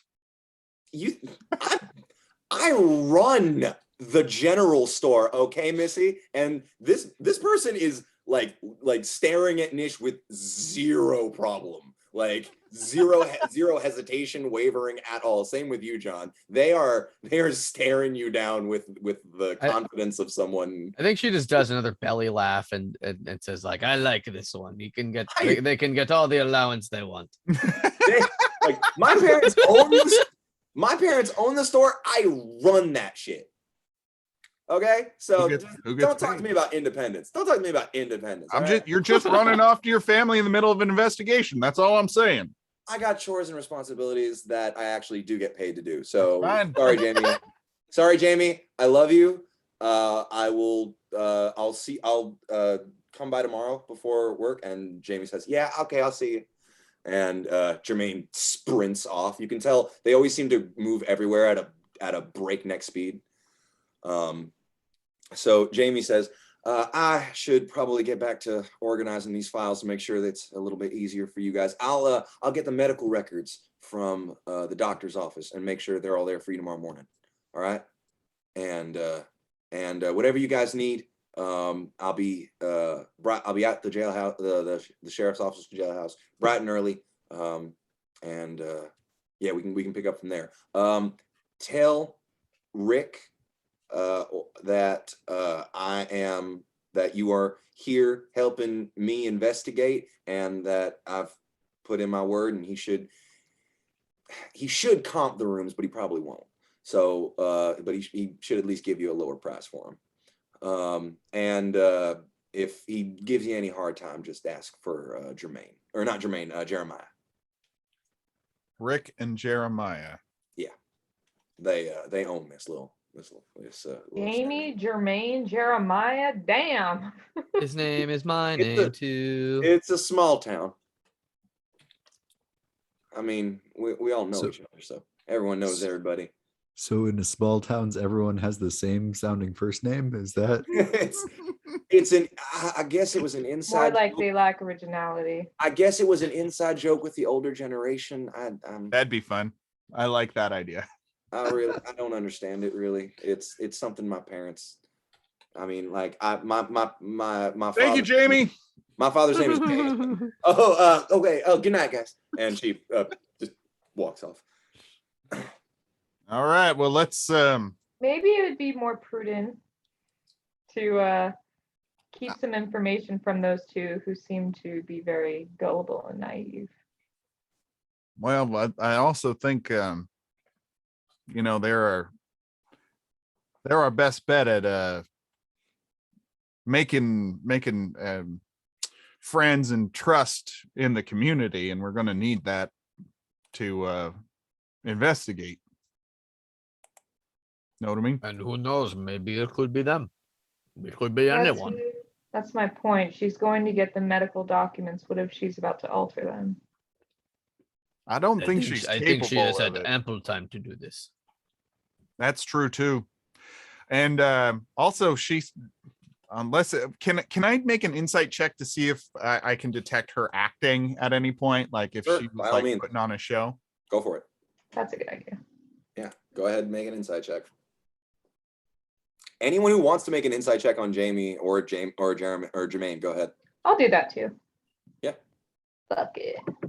Big 7 from JJ. She is a poor sweet baby who needs all the help she can get. You must be protected. Insight? Yes, insight on Jermaine or Jamie. Matthew, I just saw your message and What? What? I think it's hard to see. Oh. Just fuck off. Okay. Yeah, Prudence, you get the feeling that she's at the end of her rope. Like she is like very much just tired. She wasn't really acting. She was just trying to keep her head up and trying to keep up as best as she can, but doggedly pursuing this. Like she definitely looked like she hasn't slept in days. That place looked like somebody who had been studying and trying to figure stuff out.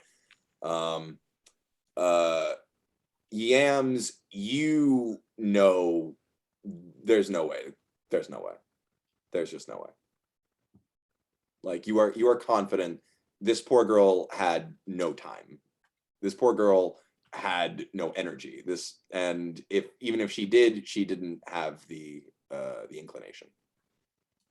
Gotcha. the fact of the matter is, y'all, we got to trust some folk. And if we distrust right off the bat, then I don't know how far we're going to get in this investigation. I think innocent until proven guilty, or at least until one of our insight checks prove to that we get a bad vibe. Be a real stinker. Yeah. So, oh, gross. I don't get it. I hate that face. Jimmy put a bad thing in chat. It's good. It's a good thing. No, that's up to interpretation. It's a bad thing. Was it a bad thing? As an optometrist, do you think eyes are good? Yes or no? Yeah. So it's a, look, Emily agrees. Okay. I'm right. Jimmy's always right. Lesson number 1. Jimmy's always right. So, you guys heading into the motel? I make an insight check on the motel. It's a monster house. You got us. Is it a monster house? You have to tell me. As you're entrapment. As you're kind of looking the 13. Okay. As you're kind of looking the building up and down, a chair crashes out through a window. And you hear from inside, it's fucking bullshit. Oh, I don't want to go in there. Yeah. Here's some insight. There's some bad juju in there. There's some right bad now. juju going on. It looks like a chair. Nish is now excited and takes the lead. So you head in and you see an interesting sight in front of you. You see a let me see real quick. Real quick, I need to check something. Sorry. Yeah, you see a halfling by the close to the window. You see him. He's got short cut off trousers at the knee, and he's barefoot. He's got a belt tied around with a small knife in a sheath, as well as several pouches and a couple of other stuff. He's got a what seems like some sort of like leather-ish tunic, and it's soaking wet. And you can see it's cut off at the shoulders, and he's got these rippling muscles. Actually, and his face looks like this. Ooh. Yeah. So that and he is shouting at the top of his lungs, bright red in the face, just like if steam could pump out of his ears, they probably would. And just saying like, I have a fucking pile of this shit and nowhere to fucking put it now. I have no one to give it to. I have nothing. I can't do shit with it. and you look to see who he's yelling at, and that is when you see a portly dwarf man, bald on top, and with a bushily red ginger beard with a long mustache into two braids that goes into two braids that hang down here. Looks like this. If Santa Claus was a small little dwarf man in ginger. Is he also double fisting it in this scene? What? Oh no, he's not at this moment.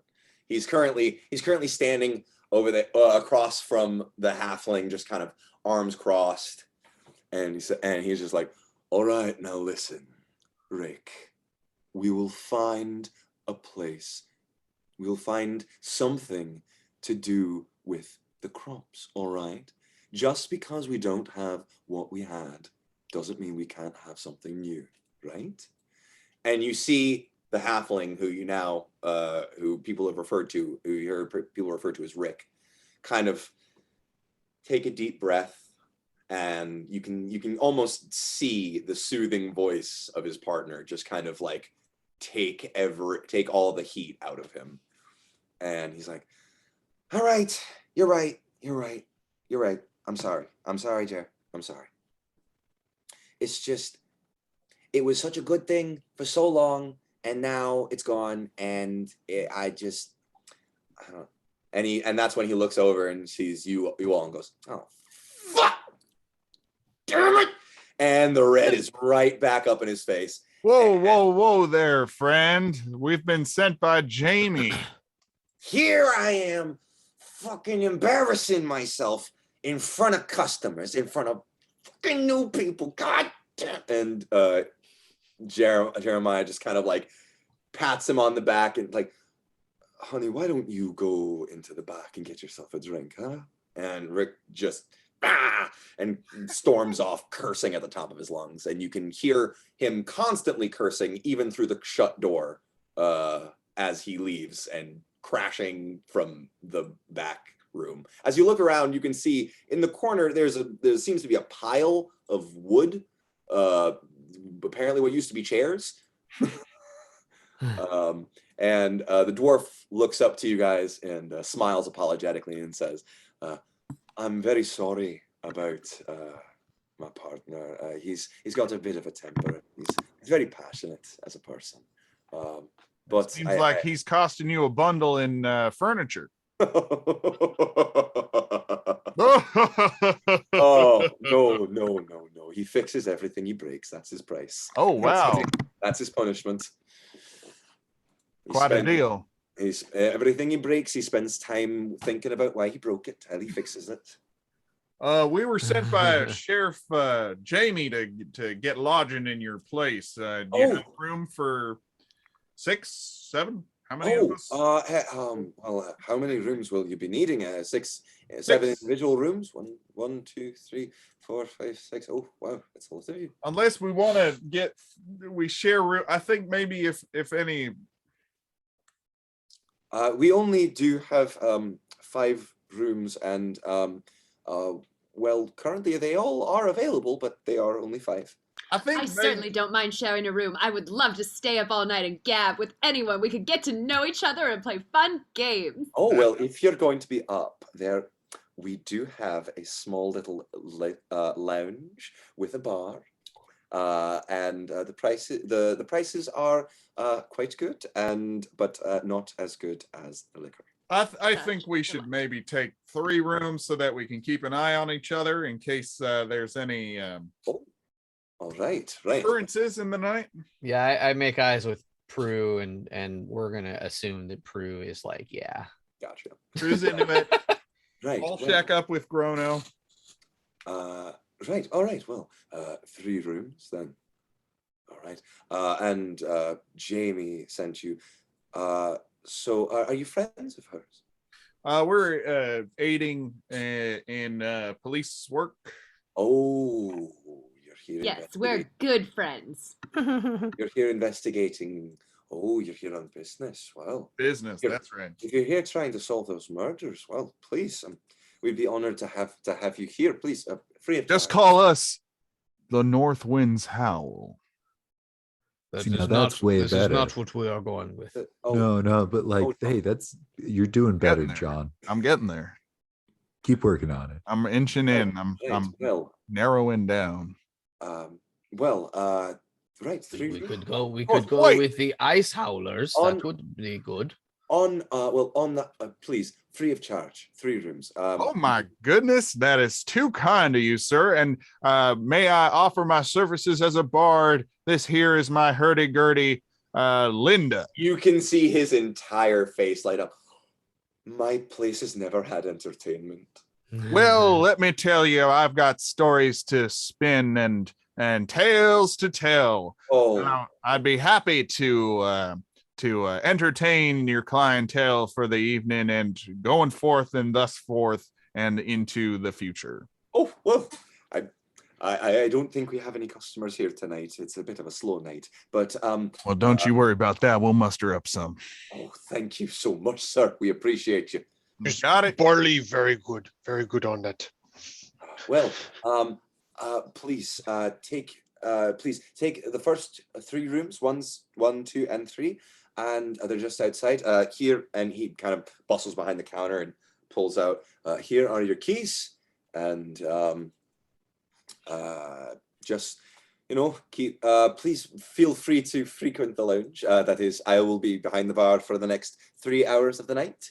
I'm gonna lean over to take the keys, but lean over to Nish and say, Nish, would you make sure nobody's got an eyeball on us to see if we've been followed or if anyone's watching us?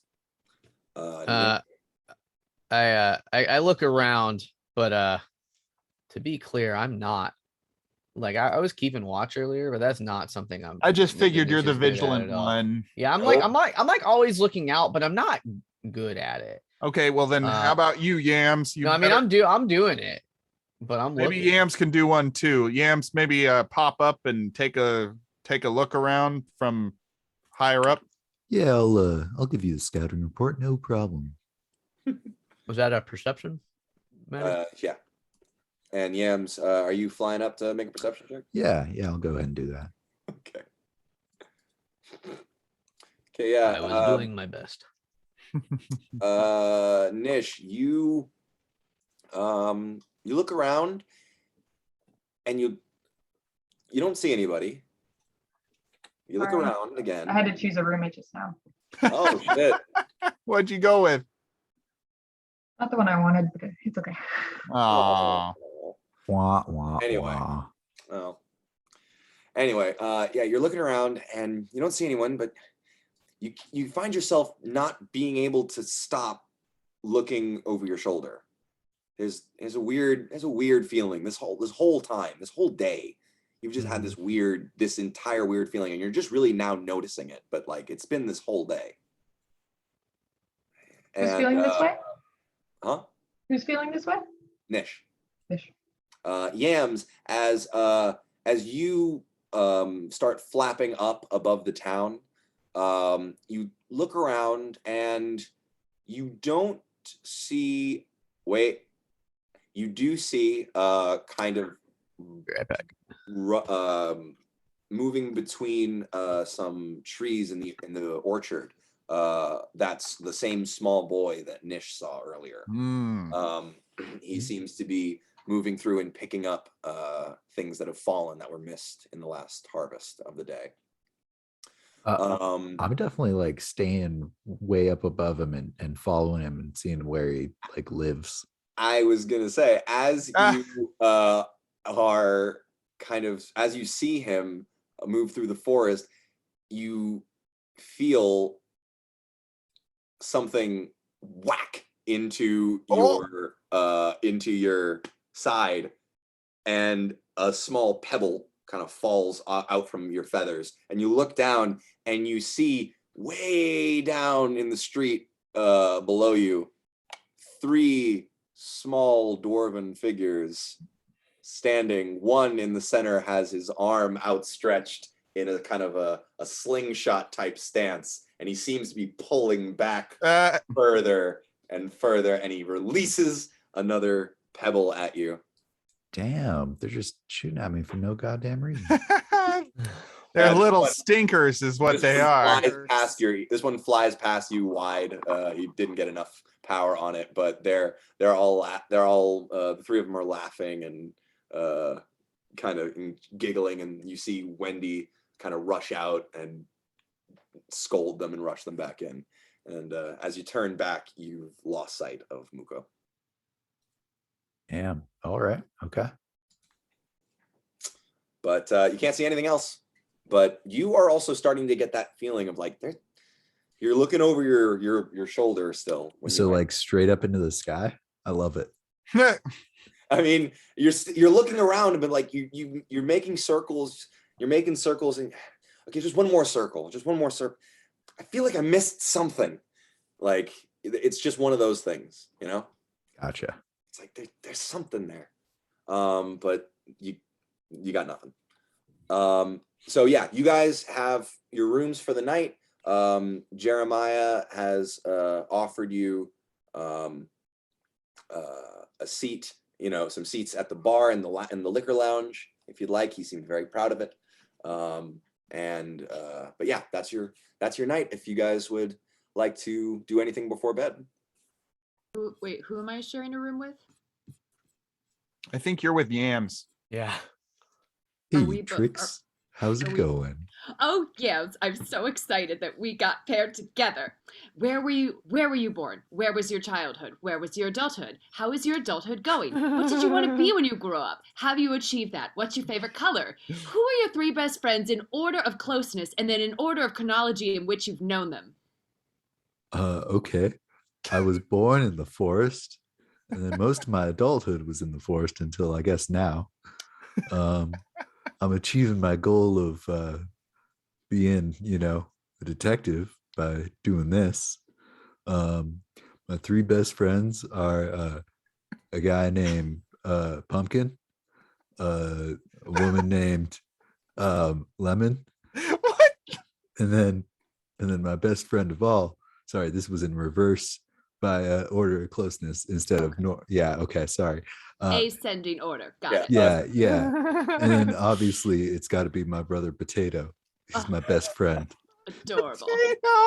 Do people confuse you, Yams, and your brother Potato all the time? Do they think you guys are the same thing? Oh, well, no, because people know that you're not what your name is, Right. Yeah. So I'm assuming you're similar since you're brothers. Do you look alike? Oh, well, yeah. I mean, he's my twin. Oh, shit. He's got a twin. Oh, that is Thanks. Noting that down. Fraternal twin. Sorry. We weren't in the same egg, just in the same clutch. We're in the same egg. Same nest, same time, different eggs. It's called a clutch. Please. Thank you. Oh, thank you for educating me and calling me in. That's so fascinating. And then obviously favorite color is green, Obviously. Yeah. All classic right. Ranger. Just really checking the boxes off, Spence. I don't know, man. I don't know. Hey, come on. She continues into the night asking questions. Does Trixie spill anything? I don't think Yams asks a question. I think he just lets Trixie go and just responds to it. Yeah, I'm just asking questions. This is a get to know Yams conversation. Is this taking place in your shared room, or have you guys gone to the liquor lounge? Your call, Yams. I just want to gab with you. I think Trixie just starts at him like when they're like putting their stuff away. Yeah, I assume. And then Yams is just like, yeah, okay, I'm here doing this. This is fine. Okay. So yeah, that's that room. What about? Who did I get bunked with? Me. What about? I was about to say, what about the bunk of Nish and Prue? What does the room look like? It is a standard room with one standard sized bed in it. There is a small little like desk sort of thing with a chest of drawers and a mirror on it, as well as a very soft chair in the corner. and a very small fireplace as well, or not a fireplace, a furnace, like a wood burning stove kind of thing. Yeah, I think Prue- Nish's. Or go ahead. Prue starts brewing some tea on that fire. Classic. Yeah, I think Nish is taking whatever, because we brought food with us from where we came from, so she's eating like just enough. Like Which she's is a sort lot. of like, okay, it's time to eat now, but So without, how like, long this needs 3 to last. human dinners. Yeah, like a regular non-Nish amount of food from what you've all seen so far. Prue will go ahead and take this chance to start like meal prepping sandwiches for everyone. Oh, Aw. Okay, all right. love it. All right, so you guys are just chilling. All right, what about Jolly John and Grono? You know, I was thinking about this, and Jolly John is probably pulling kind of a Trixie with Grono. Grono's outside of anything Jolly John has experienced before. He's a very civilization-minded man, so he's wondering, like, without killing him, what Grono's life is like. Are you, so you're not going down to the lounge at this point, I'd imagine, since there's no one to perform to? Oh, I did say I was going to perform. Yeah, Jeremiah did inform you that there weren't really any customers tonight. It was a bit of a slow night. That's He true. was able to just be walking in here and talking to Rick. But I think I'd be more comfortable in the lounge, so I'll invite Grono down with me and kind of start giving him the. Okay. So all right. Well, then you guys head. What's your favorite color? a quick descriptor of the lounge. As you walk in, you see a very, very, like, the rooms are a kind of like forest cabin homey type of vibe to them. Cottage core, sure. Yeah, it's very cottage core. And you walk in to the lounge, and it's like cottage core met decadence. And it's very plush velvet, nice with like oak or mahogany woods. It's like, you know, there are the occasional brass accents here and there. My. There's a large fireplace with a few armchairs set around it, as well as a few like lounging settees and couches. There's also a small bar where Jeremiah is standing behind. He's kind of just wiping it down, cleaning glasses, and Rick is sitting there with a bottle of something. You can inquire what it is, but he's just sitting there with a bottle of something and a glass, just sitting there chatting with his husband. So yeah, please continue. You can grab drinks or. Yeah, I think a couple of light sherries. Absolutely. I do recommend this one being my favorite. Jeremiah reaches down and pours, would you like the bottle or just a couple of glasses? Yeah, sure, give us the bottle. All right, and he pushes over 2 glasses in the bottle. That'll be 5 silver, please. Ding. Thank you very much. Would you like your change? I'll keep it. Oh, I know. Sir. I'm great. And he pockets the gold. Pockets the gold piece. If the fire isn't roaring, Grono will help it to do so, and then sit down at the closest table to it. It's crackling merrily, but yeah, you kind of you get it going. It is now crackling merrily. Maybe that's the question I want to ask. Hey, Grono. Yes. Fire. What the fuck is up with that? Watch a critical roll, you fucker. That was for the DM. I guess I should say you should, if you roll perception, if you're like paying attention while I was doing that, you might pick up on something too. I gotta submit. Gotta roll. 13. All right, DM, would he pick up tattoo glowiness? As you're doing the fire thing? Yeah. It's a pretty low lit room in here. So I'd say as you look over, there's a certain there's a bit of Grono's back, the back of his neck, that seems to glow a bit brighter in the firelight. Also tattoos. What the fuck is up with that? I come from place far away. We protectorate of Phoenix. Yes. This Phoenix. yes. You know Phoenix? I'm familiar with them in lore and tale, but I've not tangled with one myself. No tangling with Phoenix. It just burn. That's a figure of speech, my man. I have not encountered or interacted with. Grono, do you remember the changes that we made? Yes. Light ones, okay, just making sure.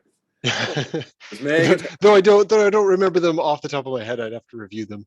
I can yeah, go for it. If you were going to explain, if you would explain that to Jolly John. I think Grono would doing something at the high level without like immediately diving into any kind of protected information. Yeah, so Grono details that he is a member of a druidic tribe called the Ashari, that he is specifically a member of the Fire Ashari, and that he and his that he and his fellow followers of the Phoenix are a special band within that tribe. Yes, and a history. You have a general, like, you've heard of the Ashari as just general protectors of the elements. That's as much as you could really understand of it. Would I have any connections to Vox Machina at all? You would have known that the name Ashari would have come up in that story, but you can't quite remember in what context.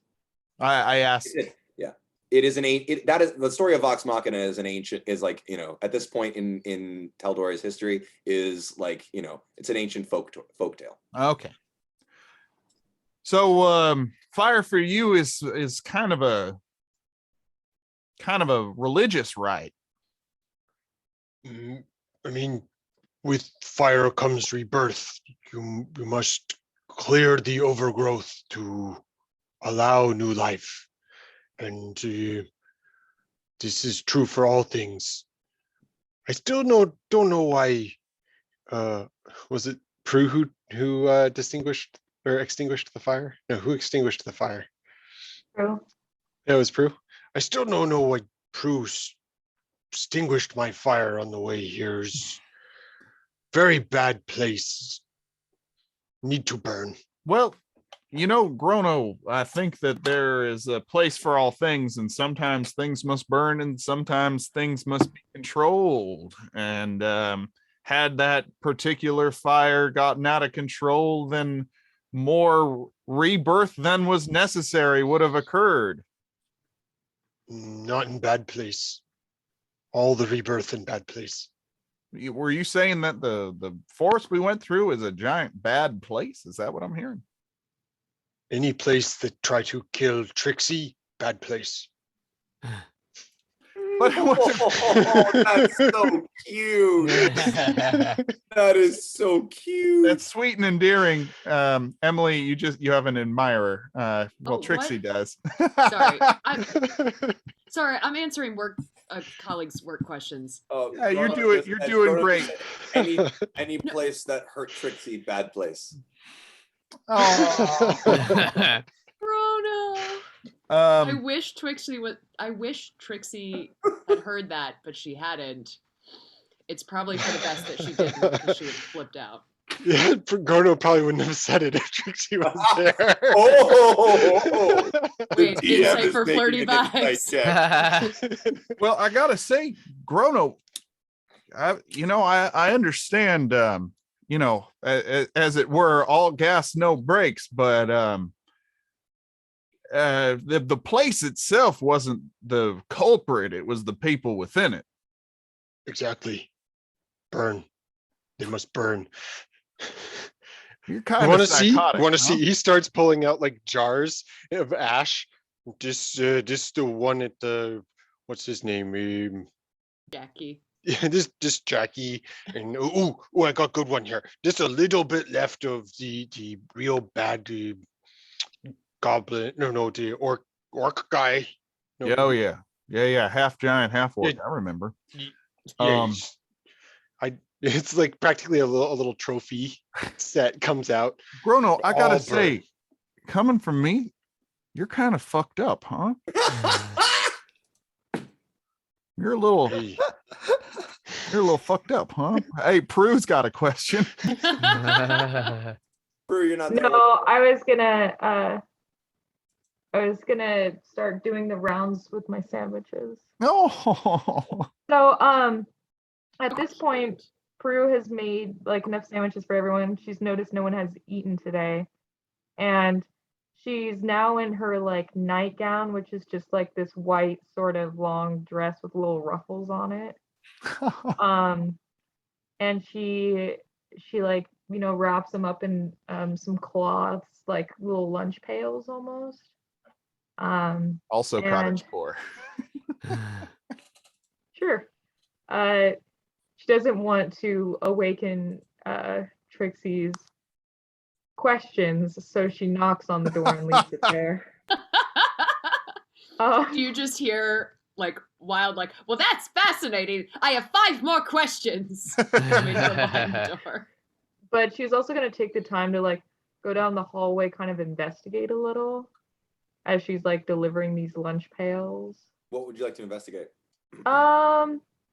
Family portraits, perhaps like any history of the town that, or just like anything weird, like any medication strewn about or something, like something, or a bottle of poison just sitting there. Yeah, go for it. Make your investigation. God, we never looked for bottles of poison. Are there big, amber bottles with skull and crossbones on them anywhere laying about? Yeah. Does anyone have a shirt on around town that says "I'm a poisoner"? Okay, so all right. So I'll say that you're looking around, you're checking you're like looking through windows, checking in rooms and stuff. Each room is kind of mostly a carbon copy of the other. Not too many personal effects are around in those rooms, as they are the guest rooms. And aren't like Jeremiah and Rick's personal quarters. But as you go into the, you don't find John and Grono in their room, so you assume they've gone to the lounge, and you go in to check there. And as you're looking around in there, you do see a portrait of Rick, Jeremiah, and a human woman. Young, very young, about, you'd say maybe 20, 21, standing behind them, or kneeling, really, I guess, kneeling behind them, all big smiles, painted beautifully and framed in a very nice portrait. You don't find any kind of like history or really anything weird, but as you are in the you don't find anything weird, but you do hear Rick talking to Jeremiah. And if you'd like to make a perception check, I'll let you listen in on their conversation, or tell you at least how much you hear.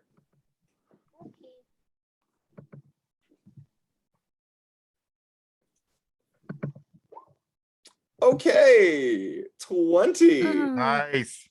Nice. All right. So yeah, you hear the entire conversation. So Rick is like muttering to Jeremiah something along the lines of, hold on. I have about 20 pounds of mithril moss at this point, just laying there. And now that the dog's gone, I can't fucking sell it. No one else is buying it. She was the only reason I was even growing this shit, because she asked. So now what am I gonna do with it? I'm not planting any more of it.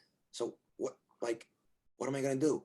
And Jeremiah kind of like leans on the bar and goes, well, what was she using it for? Maybe there's someone else who can use it the same way. And Rick shakes his head and goes, no, see, I don't fucking know. I assumed it was some medical shit. All right? This stuff is not exactly what you would call legal. And I just assumed that it was a very difficult to obtain substance. But so I'm not going to just go around asking people, hey, you want some fucking mithril moss? Like, that's gonna get me that's gonna get me locked up. It's gonna get you sent away. And who's gonna take care of our daughter after that, huh? Who's gonna take care of her? And Jeremiah goes, okay, let's take a breath. We will figure this out together.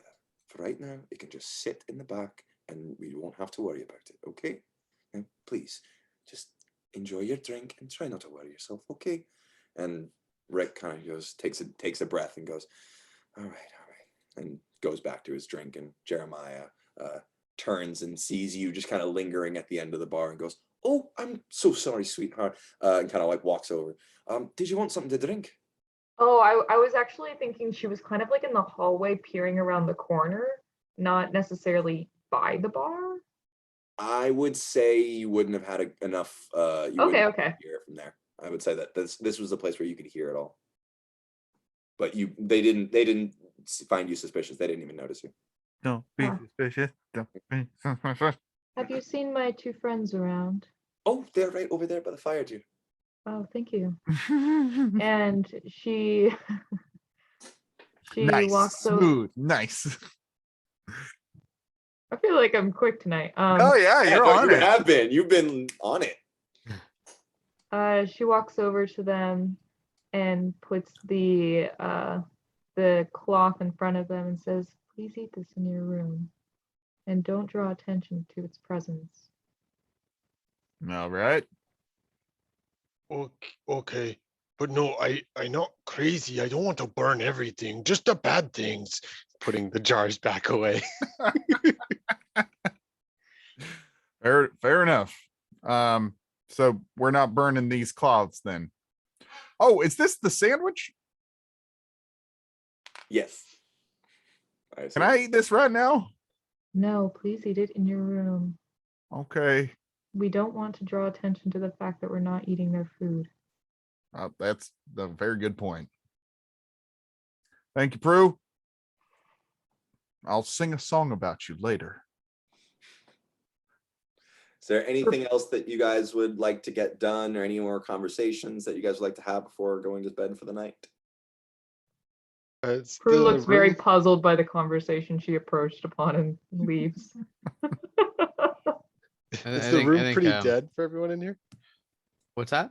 I think it's It's just us. the lounge. Just right now it's just you. It's just you guys, and then Rick in the corner, or at the bar, and Jeremiah behind it. But it's like a large enough room that you guys have, like, space. But oh, wait, no, she doesn't walk away yet. Nope. Sorry. What's up? She leans down towards Grono and she says, do you know the herb mithril? What's it called? Mithril moss is the word. Mithril moss? Can we do a nature check on that? Go ahead.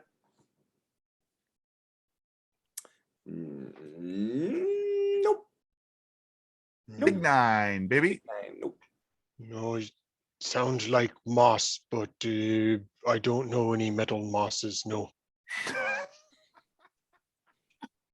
Apparently, the people owning this place have a lot of it, and it's not legal here. Something to keep in mind in terms of making poisons. Keep an eye out for it. That's a good point. And then she walks away. I don't know if it's just because you're tired right now, but the way you're doing Prue's voice is haunting. Yeah, it's really good. That's I tried. It's No, that was- gloriously dull. It's beautiful. It was just like, if a porcelain doll could speak. That's kind of the vibe I was going for, but she's Yeah. actually a fighter. Yeah. You're nailing Anyway, it. Nish, did you want to get something done? Oh, I was just gonna say, I feel like she spent the majority of the evening just cleaning off all the fucking blood and shit off of her weapon and her armor. That's like we kind of did it the spit shine to get into town and not fucking get booed out, right? But Yeah, exactly. she's taking a little more care once we're alone. That's good. Anything else? Anybody else? Bedtime. Bedtime. All right. For our characters and for us. Sleeping on a bed of coals. Look at how excited Emily is. Not true. I'm awake and I'm cool. So you're good to go for an Yes. Yeah. Yes. Well, it's funny because I want to start a new campaign right now. Yay. Let's start character building. Session 0. Ready. So yeah, you guys find your ways to your rooms. You guys make your decisions about, are we sharing the bed? Are we one taking the bed, one taking the floor, and you figure all that out. And after a very long day of battle, travel, investigation, and a lot of new people, it is very nice to just pull the blankets around you and just sink into a dark, restful sleep. Everyone make constitution checks. Yeah. Until Bruno.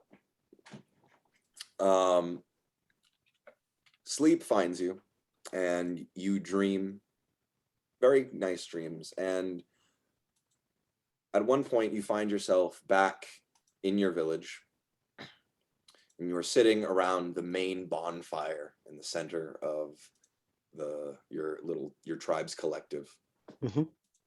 And there's singing and there's chanting, and you see your chief, your tribe leader, step into the fire, into the large bonfire, up the tiers and to the top. And as they stand wreathed in the flame, all the singing goes down to a low tone, and it's almost like a hum. And you hear your leader speak in your native tongue and say, "Grono, traveler, who left to spread the flame of rebirth, listen." And you hear the humming grow in intensity until it's almost like it's drilling into your ears, this incessant kind of buzzing. And the dream ends. Must find the bees. Nish, as you are sleeping, on the the floor image- for the record. huh? On the I floor was for the thinking record. Prue was sleeping in front of the fire. As you're sleeping, you toss and you turn, and you can't get something that one of the people you met today, was it Wendy? Was it Jamie? Was it Jermaine? Was it Wendy?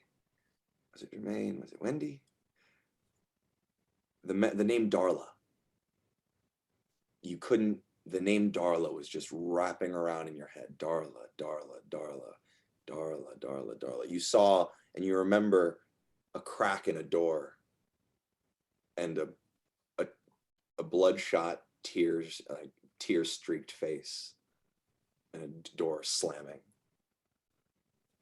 And that's where your dream currently ends. Trixie, you are back home in your parents' house.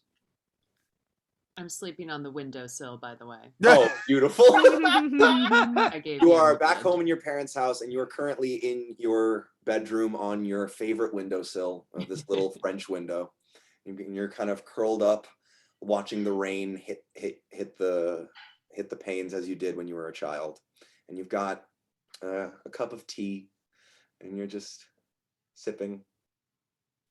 And as you kind of look at the rain, you see there's something, is it the sun behind the rain?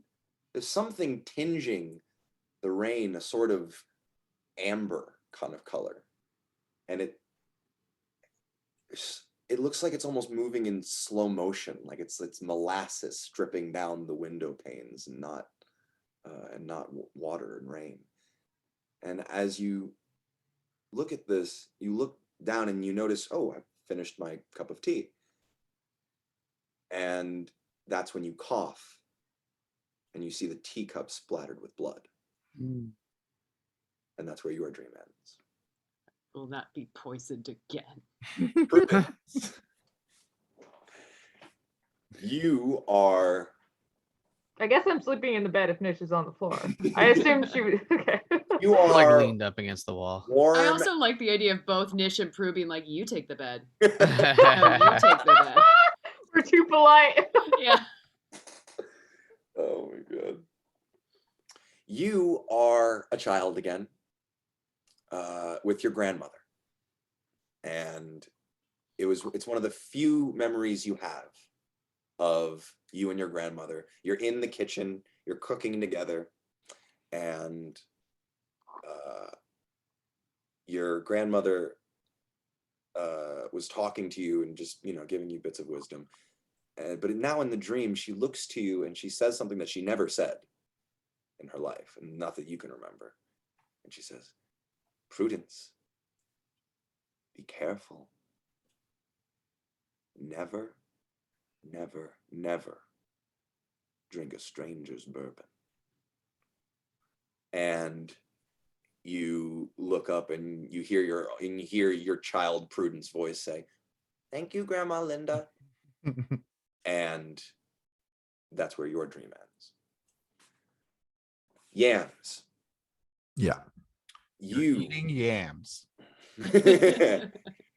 You and your brother are you and Brother your twin Potato. brother Potato,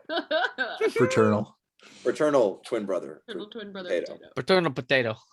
Are winging through the forest, keeping low to the ground like you used to, because that's how you really knew who won the race, is who can make it through the bottom of the tree, like the roots of the trees. You're keeping low, you're weaving in and out of trees. Your brother is keeping pace with you, and you're faster than him. So you're angry and you keep checking back over your shoulder. And he's right back up on you. He's right up on you. And you look around and your brother is right there grinning, and you look forward and you dodge around a tree, and you look back, and a small brown, black and yellow spotted frog, hooded, with a dagger in each hand and a dart sticking out of its mouth, is hopping after you. And you look back just in time to miss a branch, and you look back and your brother is winging his way after you. And you look back and you dodge another branch, but you dodge directly into a tree, and your dream ends. Damn. You all sleep through the night, all wondering what your dreams mean. Maybe you have other dreams before or after them, but the ones I've mentioned are the ones that stick with you. Does Jolly That's John where- not dream anything? Huh? Jolly John don't dream nothing? Oh shit, John. God, I'm so sorry. I Not you. thought I got you already. Jolly No John. dream for Jolly John. Hey, no dream for Jolly John is I'm a so great. sorry. I thought I got you already. Great Jolly song John. title. As you are cozy in bed, are you in bed or are you on the floor? I am Or doing a did you and Grown headstand. decide to share? I'm doing a headstand in the bathroom, Okay. and that's how I sleep. There is no bathroom, so as you do a headstand in the chamber pot, No, uh, I'm in bed. I'm sleeping. I'm snoring. so as you are cuddled up, you flash back to the day you got your mandolin, your hurdy-gurdy. Yeah. The strange wandering homeless traveler, who was half mad, pushing the hurdy-gurdy into your hands. I don't want it. And I don't want it. telling you, insisting that it was yours anyway, that it had been stolen and that I've he was never glad seen you this returned before. it. Nope.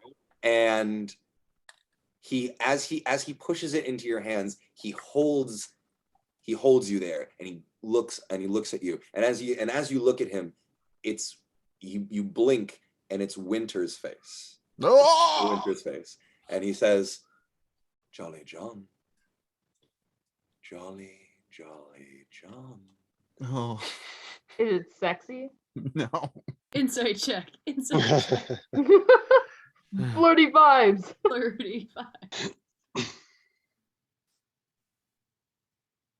That's it? Can anybody else hear him? You Nope. got muted all of a Cut out, sudden. Maddie. Keep collecting your stories. And that's where your dream ends. And that is where our session will end. For the night. Hey. I like the personalized dreams. That was really Yeah, good. good job, Maddie. That was just something I threw in at the last second. I didn't know what I was doing. No, you did it. Very cool. I mean, it was laced with clues about the whole mystery. We get it. You were just incepting us. I really liked it. Yeah, that was great. All right, guys. Thank you so much. Thank you, Maddie. Hope you guys Our are next session is the 27th. I think we should be good to go for the 27th. Sure. And that'll put us at session 4, Maddie. Yeah, I think that could be the last one. Oh, Really? It could be. It could be if you guys are progressing at a pace. Okay. I would say this has maybe 1, maybe 2 sessions left. Okay. If you guys push it, we could make it to 3, but like Yo, have you met us? Yeah, come on, man. So okay, like honestly, 5 more fine. sessions, I'll say or- a safe bet is 3 more sessions, but I'm not seeing more than 2. Okay. Cool. But yeah, I hope you guys are enjoying my little town of Flatboro. Loving it. So many names except for one. I built the entire town and then forgot the one guy who wasn't a local. I kind of like that he doesn't have a name though. Yeah, no, I kind of like They're it just too. like, yeah, really honestly, I think that's more of a that's a part of the town. They're a very small, everybody knows everybody town. Mhm. You know, like everyone has their fingers in like 4 people else's pies. It's like, it's Naughty. a very small town vibe. They don't bother learning this guy's name because he's a stranger. Yeah, why? I'm pretty sure it sounds like Jeremiah. Yeah, it's got a J sound. Let me see. Jackie. Hold on. Jerome. Yeah. We already had a Jackie, Spence. Yeah. God damn, we've used all the J names. Yeah, Jamie. let me see. We had there was Jamie, Jermaine. I've mentioned Simeon. You met Nautabella. There was Rick Fire, Jeremiah. Jehoshaphat. There was you mentioned Jose. Demetrius. There was Marla and Jameson, who were Jamie's parents. Figs, Jeanette. Muko and Grandma Linda. The only person who wasn't mentioned was Demetrius's dad, and his name is Pedagog. Pedagog and his son Demetrius. Spoilers. Hashtag spoilers. All right, y'all. Have a good week, and we'll see you guys later. See you next time. Bye. Thanks, Bye. Maddie. Good night, guys. Thank Thanks you, for Maddie. gaming. Night, everyone. Bye.